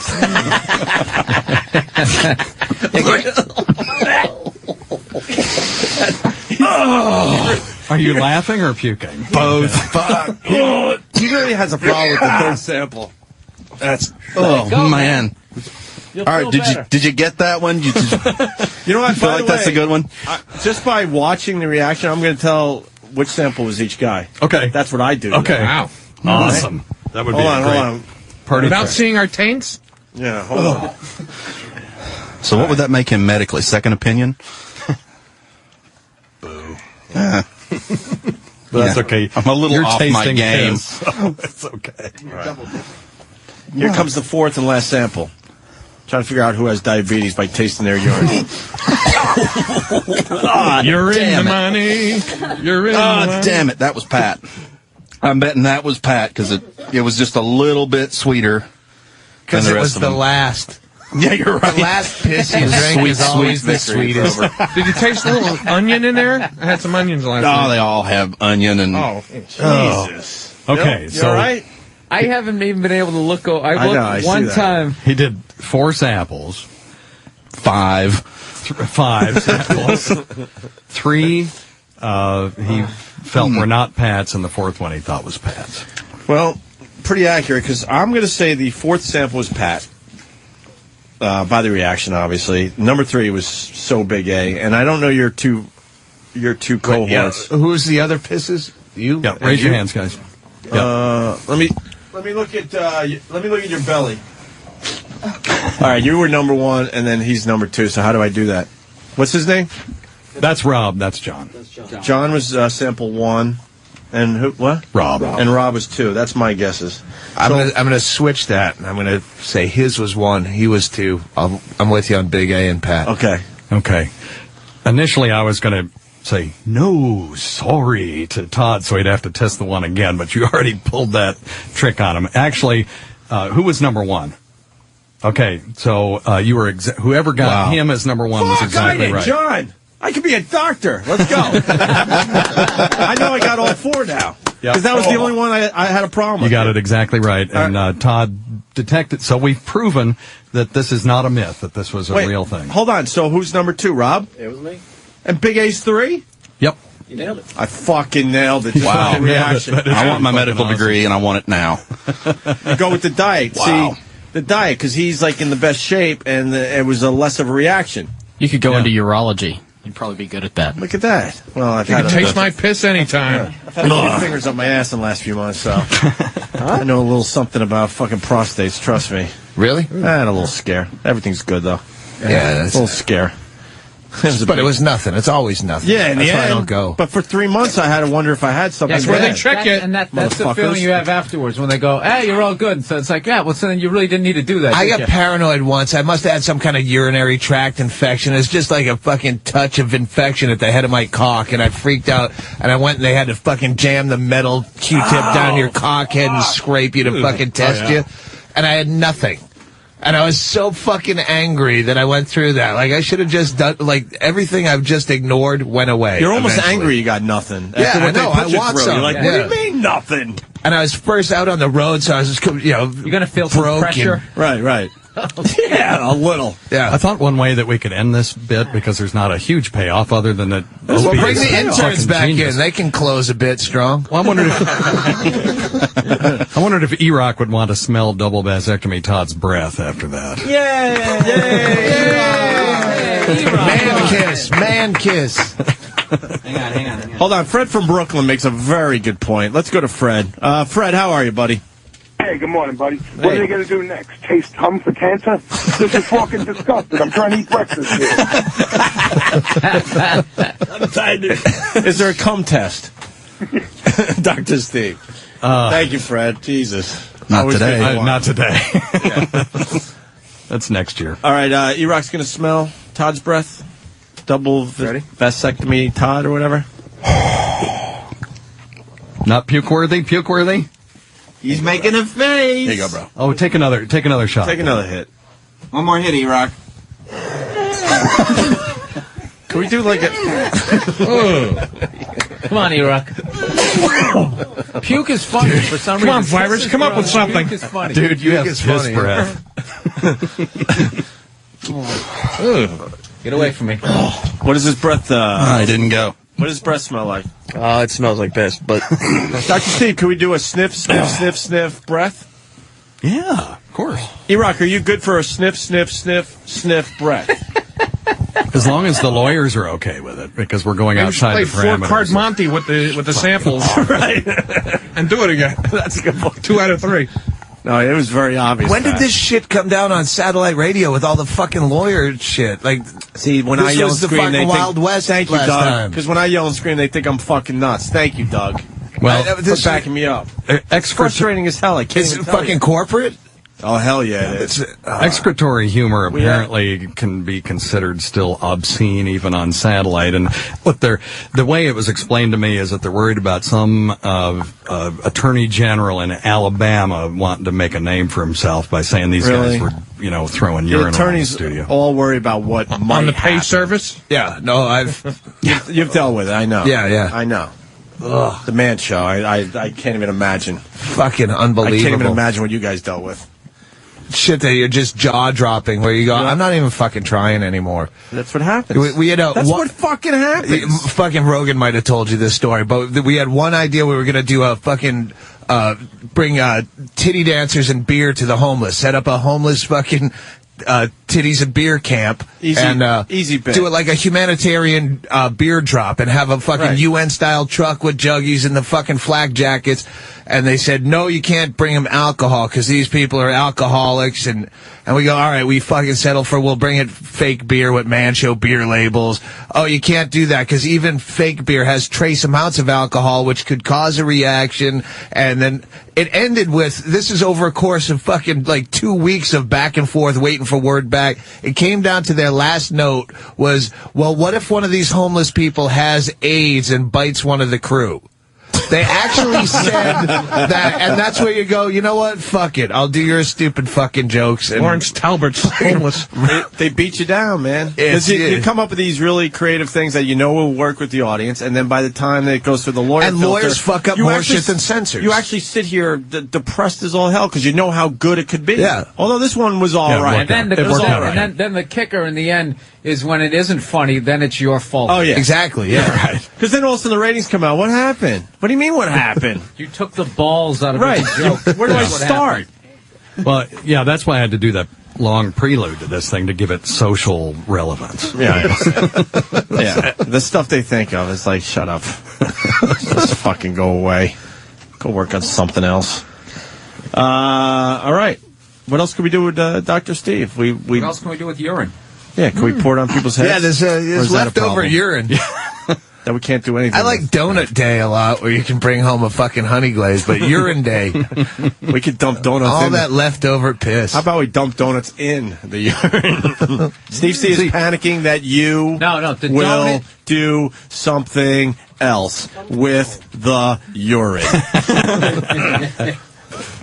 Diabetic piss mustache. See, this is the writer's room. Right now we're brainstorming. Let's table this. Oh, if I had free reigns, trust me, we would be doing some shit with the urine right Glazed donut in diabetic piss. now. Right. What? Steve C has said he will shut the show down if E-Rock drinks piss. Really, Steve, you're going to shut the show down? That'll be the That last. sounds like a challenge to me, Opie. Let me tell you something, Steve. That'll be the last thing you do for the Opie and Anthony show. Trust me. Trust me on that. Ain't shutting no fucking show down, ever. Now I'm pissed. So to speak. That's a new thing. We have all these people that are milling about, getting ready to shut the show down at any moment. For dumb shit, by the way. Dumb shit. Nothing even crazy. All right. Thanks, Dr. Steve. It sounds like you're going to have a good show Thanks. tomorrow night. Yeah, we are. What are you talking about? We're going to talk about a guy whose testicle flew out the window during a masturbation episode at work. Come on. What? No, it's absolutely true. Came out of his ball sack? Yeah. How? He came that hard. I've done it to a chick. Dude, you got a much bigger audience now, so blow all your good stuff on our show. Fuck it. It's a work-related injury that it involves pulleys and stuff. Oh, so. yeah, no, the belt sander. He got his fucking nuts. He was trying to jerk off with a belt sander, and his nuts got caught up in the thing and tore his fucking balls out. Yeah. And then he tried to, like, staple it shut so no one would find out. I know that guy. Okay, well, I might as well tell the story now. He's on my MySpace friends. Wait, he tried to put his ball back in like it's free floating in there, not connected? Yeah, No, it actually tore his flew out. bag open, and his ball flew out. He put his ball back in and tried to staple it shut, and it's not till it went infected and septic that he finally, like, I guess he couldn't hide the stink from his coworkers, and he finally went to a doctor, and yeah, he had like a gallon of pus in his ball sack. I mean, when he walked in, he was so embarrassed that he didn't want to go to the doctor. So that's in the medical literature, so we can talk about Wow, adrenaline and denial. And now, actually, do you have this guy on? No. That'd be a coup. It would be, and I'm going to work on it. What about, is it today, Tyra? Yes, I think so. Are you going to be talking about the girl with the 2 vaginas? No. I think she's got it. Yeah. Tyra's got her as a guest today. Oh, she does. Well, that's obviously very rare. Yeah, obviously. What's that about? Is that a twin that was supposed to pop out? Maybe a twin that was supposed to be there. You could just have a what's called a septation between, in the vagina that would cause 2 cavities, but not be 2 actual vaginas. I mean, it would be by definition 2. She just has a real hairy asshole. A new hole is a new hole. Look at that. It's like the Lincoln Tunnel. We got to get you on more, Pat. Somehow we got to get you on more. We're going to have Rich Voss talking about getting off drugs the old school way. And enough with Rich. This dumb drug thing. Come on. He'll be all right. What is he going to say? He really is still milking it. He was like, that's what I mean. I'm happy for him. That's how he got the drugs, milking it. But he's been, how many years sober? like Rick Shapiro. Okay, you sucked the dick for heroin, but it's over 20 years ago. You better suck a recent dick if you're going to keep dropping that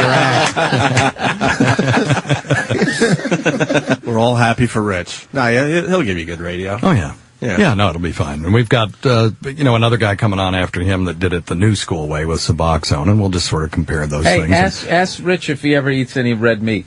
Okay. Just do that. Okay. That's a story he loves to tell. Okay. I haven't had red meat in fucking 28 So I'll get years. 5 minutes out of that. Okay, thank you. So he's coming in? No, he's in Vegas, so we're just going to do a phone action. Yeah. All right. Yep, and then Big A's going to come in and get his his major malfunction diagnosed by a speech pathologist. What do you think it is? What do you think it is? Well, hell, that's why I have a speech pathologist, because I don't know. Because his brain's there. Yeah, no, absolutely. Totally there. Totally there. Plenty of blood. Look at the vein in his forehead. Fucking getting in there. I'm paying for their medical shit. When are they going to fucking What's start with the dropping bullfrog weight? gullet? Is that a problem? What's that? The bullfrog gullet. He had the neck skirt. Dude, he had a tumor removed from that, too. Oh, yeah? Remember that, Big A? Of course you do. Remember that? As I'm saying that, I go, tumor in my neck. I got to save myself by saying, of course you do. How big was the tumor? Tell Doug.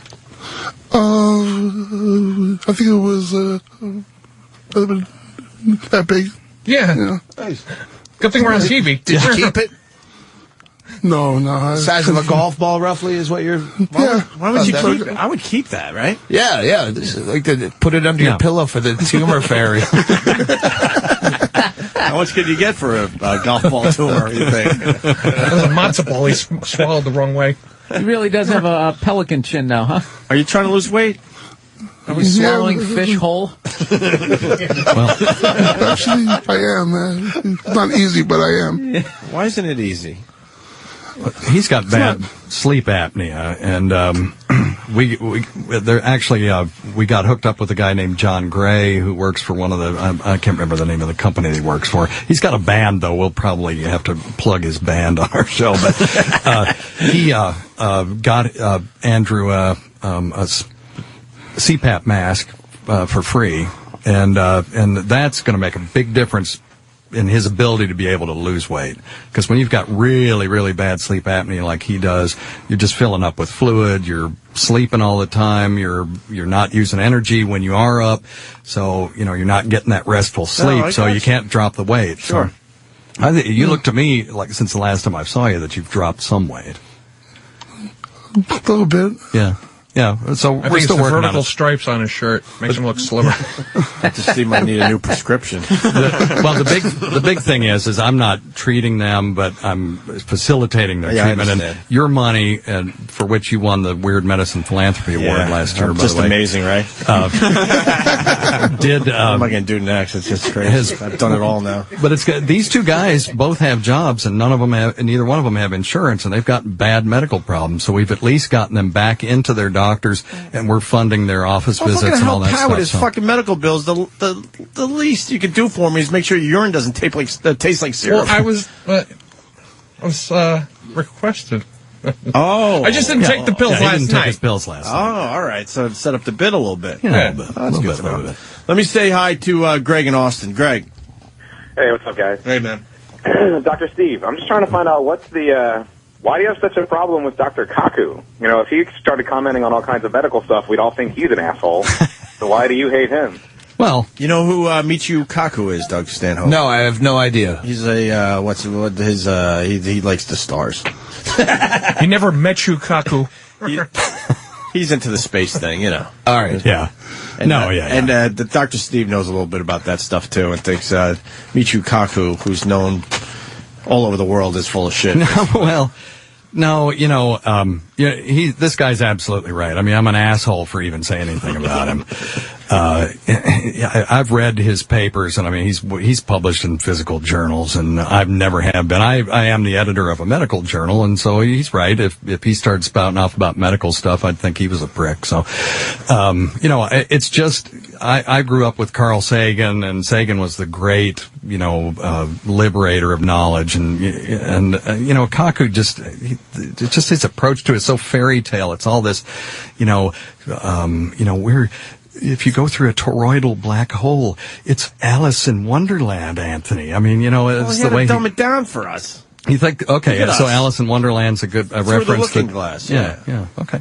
Well, and what about the I got to go with them on this one. The same way a comedian can look at a comedian, know it's a hack, even though it's selling out fucking, big time theaters. Yeah, that's what he's doing. We're like in the hacky doctors. This is coming from a licensed physician who asked me to bring my sugar checker. I go, you mean my glucose monitor? And did Sagan know there were more fucking planets out there? Oh yeah, Sagan was awesome. He knew there were more planets? Billions and billions. I believe he died before the first exoplanets were ever discovered. But he was already talking about it? Oh yeah, okay, absolutely. then that's impressive. Yeah, Sagan was awesome. All right. We got Yoko Ono on Jimmy Fallon that's worth playing too today. She was awesome. That's good? Yeah, she was awesome. Oh yeah. Any Yoko Ono fans in here? Well, she's got a great voice. I can't stop thinking of that now. I'm sorry. I'm starting to bug Sam. I don't sound like that. With the high voice. All right, you want to just play this? Yeah. There's too many people just staring at us. I know. I just didn't even realize that there's like 9,000 people in here. Almost 20 people in here now. We'll take our 3 urine cups. and leave. Yeah, 3 cups of urine. Well, you don't have to leave, but get rid of the fucking, We're talking about Carl Sagan and stuff, but secretly we're drinking piss and rubbing it all over each other. We just talk about Sagan so the lawyers don't catch on. We're turn off the show and go bother somebody else. Like scooping up feces and melon ballers and throwing it around like high life. Fuck you, lawyers. We just won't say it. All right, we'll play some Yoko Ono from Jimmy Fallon. We'll have to stop this, obviously, but... With help from her son, Sean, and producer Mark Ronson, please welcome Yoko Ono, Plastic Ono Band, everybody.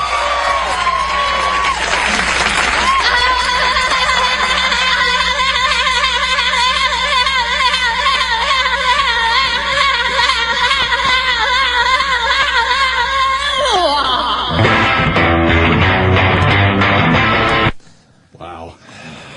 That's pretty good. She's been hitting that same note for years. She always does that. It's just ridiculous.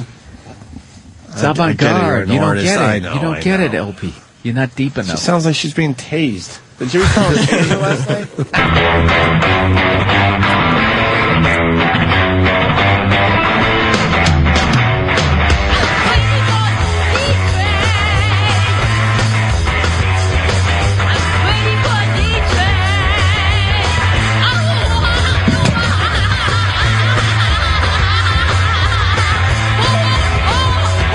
It wasn't a rock, it was a rock lobster.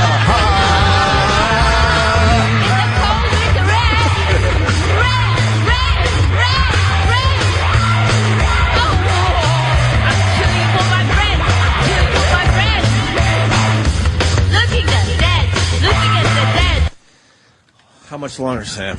It's about 3.5 Holy minutes. shit. I saw Sean Lennon in concert. The guy's could be amazing. He's got an amazing voice. He's really talented. And he's got a humorous fucking mother with this shit. Oh, is he in that band? Yes. Oh, he's a great bass player. Is he in the band, or He is he sounds just like- doing that appearance. He's helping her out because this is what she wants to do. Fucking Sean Lennon has a great voice. Sounds like John's voice. Maybe you just don't get it. I understand that. That's what it is. It's too highbrow for him. Exactly. How many fucking units do you think she's selling? For real? How many people are running to fucking iTunes for this?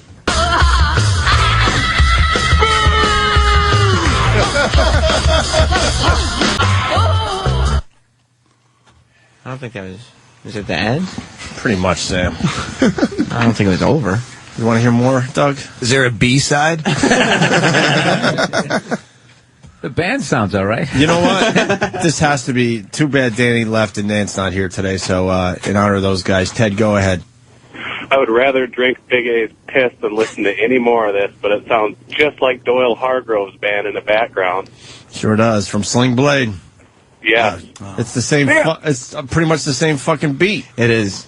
You got that, Travis? He's working on it. The phone screener didn't tip him off, which he should have. Good. It can't get any better than that, Sam. We got to stop this. It's good. Well, I mean, is there a big finish, or is it going to be like the Evan fucking segment? Do you think there's a big finish? Do you think Yoko Ono is going to deliver? Huh? I think she plugs my gig at Comics at the end. Oh, let's find out. Let's find out, Doug. What? She can hear her own singing. It's like a vicious circle. It causes her to scream, which causes her to hear her voice, and it just keeps going on. Did you ever watch Rock and Roll Circus? No. Get that fucking DVD. Jay Moore turned us on to it years ago. It's an all-star lineup, and Yoko wailing like that in front of who? Who was there? A lot of the Beatles, a lot of the Stones, Roger Daltrey. Was Hendrix part of that? I think Jethro Tull guy. Ian Anderson. Do you ever catch Paul McCartney looking at members of other bands like, do you see this? This is what, I'm going to play with these guys one more time on a roof, and that's fucking idiot. Right. It's over. It's over. Check it out, though, Rock and Roll Circus. Bill, there's clips, I'm sure, on YouTube. Check it out. You'll laugh your ass off.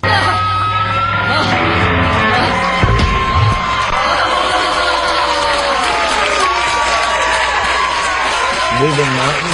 You think they had to throw the applause sign on? I think you just had a TV taping and you just fucking go with it? Yeah. Wow. The moaning part was my favorite part. 7-year-old woman. She's feeling the music. Yeah. You know, it's moving through her.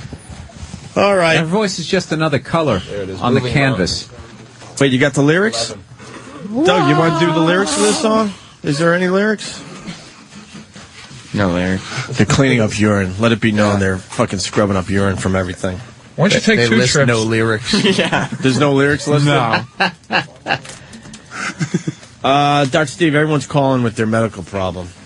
Well, have them call tomorrow? Yeah, tomorrow between 9 and midnight. Yeah, we'll take lots of calls. He'll entertain your problem, that's for sure. Yeah. Saturday Night Virus, Weird Medicine. Tomorrow from 9 to midnight. I think we did Eastern. it. Fuck it. I think we're done. They can email them questions, too. Yeah? Yeah, that's true. drsteve202@gmail.com. And if they can't get on tomorrow night, we're still going to be doing our show from my house on a bi-weekly basis, so people can call in and leave voicemails. And I'll give out that number tomorrow night. And promote your Twitter. Oh, yeah, at Weird Medicine. Yeah. So twitter.com/weirdmedicine. Is it I before E or E after It's spelled weird. That's how you remember. So it's EI. And Double Vasectomy Todd will actually be taking questions off Twitter. So he's at DBLVASTODD. Way to make it easy for I know, sorry. No, him. How about just at Todd? Todd 71. Yeah. Well, did they do the second one free? Vasectomy? Oh. No. Should No? Yeah, you would think they would. Oh, they blamed you? Yeah. Yeah. Did you have another kid that you didn't want? No, I had to, and that's all I wanted. But you realized I went back and got. Actually, I started. I was one of the first callers on his show because I was getting this third nut-looking thing. Right. It was full of semen. Granulomas? No, it's full of. It's called a seminoma. Because it was a swelling I had granulomas. I had my fucking balls cut where my fucking bag swelled up. Like you had one of those? I had a vasectomy, and yeah, like 5% of the people get this, and I fucking got it where my balls are fucking How big huge. for real? Like fucking... Like a nice-sized melon? Yeah, I used to have pictures on my website, but I took them down. But did that hurt? Why would you take that down? How many weeks were you wearing PayPal sweatpants? cut me off for a fucking long time. It was absolutely terrifying because all you could think about was your balls. Like, you're just worried about, like, you don't even make fucking awkward looks to strangers because you're afraid they could kick you in the balls. Like, you're thinking that many steps ahead of how your balls could get hit right now. Yeah, you never think about your balls till they... You were wearing sweatpants the whole fucking time and slacks? Yeah, it was probably a week or so. It wasn't an extraordinarily long amount of time, but... Dressed like a soccer mom. Mom Avoiding turnstiles. These are my stretchy pants. All right. Elephant Yeah, you tiger. never think about your balls unless they're bothering you. Yeah, and then that's all you think about. Cool. Todd, great job. Thank you. Dr. Steve, thanks. And the rest of your guys. Bill Burr at Town Hall tonight. Doug Stanhope at Comics tonight and tomorrow. Yep. I mean, Bill's pretty much sold out, so at this point, go see Doug. Yeah, I'm fucking picking up all the leftovers. You'll have a nice time. Hang outside of Town Hall, fucking scalpers don't show up. That's bullshit. Shuffle down to Comics. Well, I know. People fucking love Doug Stanhope. Pat, anything? I'm looking for a job. Somebody hire me. What happened now? I work slow. What do you do? I'm a courier. I got one customer. For real. Yeah. And he delivers TVs for me every once in a while. Yeah.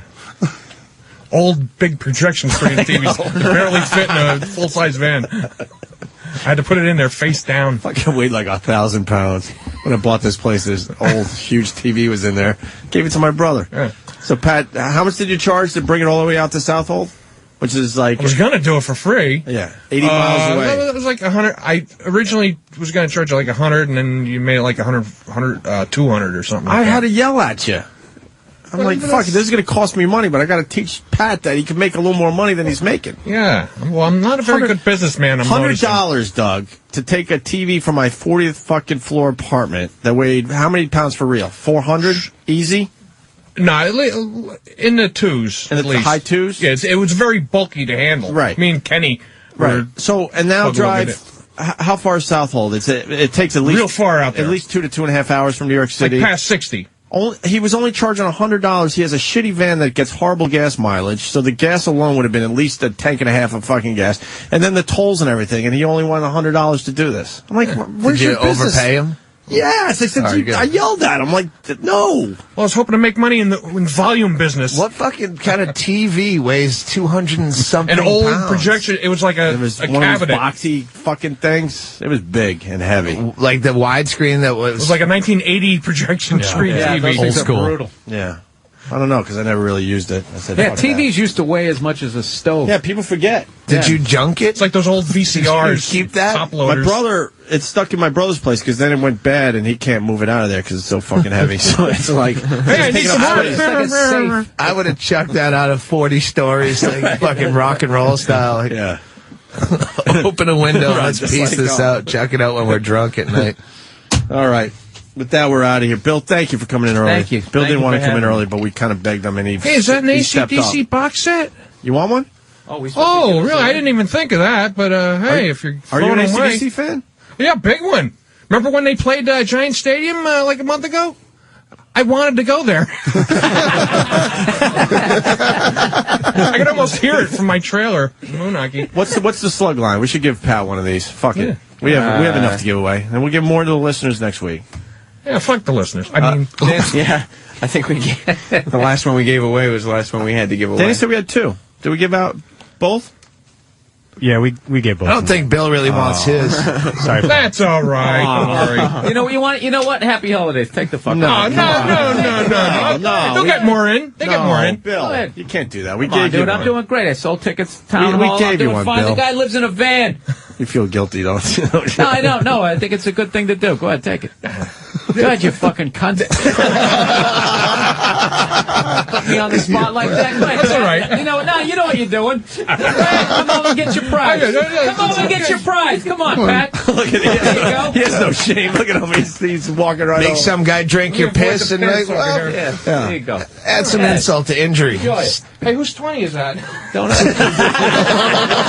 That might have fell out of my pocket. Enjoy the AC/DC box set there. Maybe my landlord will take this for rent. It's a great box set if you're looking for. Yeah, it's cool. For something. Does this amp work? Yes, it does. Somebody. Wow. It's a 1 amp. 1 watt of power. 1 watt. 1 watt of power. This. What did you say? All right, we're battling. Ron and Fez give me it next. back. Give it back, yeah, give it back. The Watt joke just fucking sealed your fate. We'll see you guys Monday. Thanks for listening. We appreciate it. All right, man. Have a good weekend. Catwoman.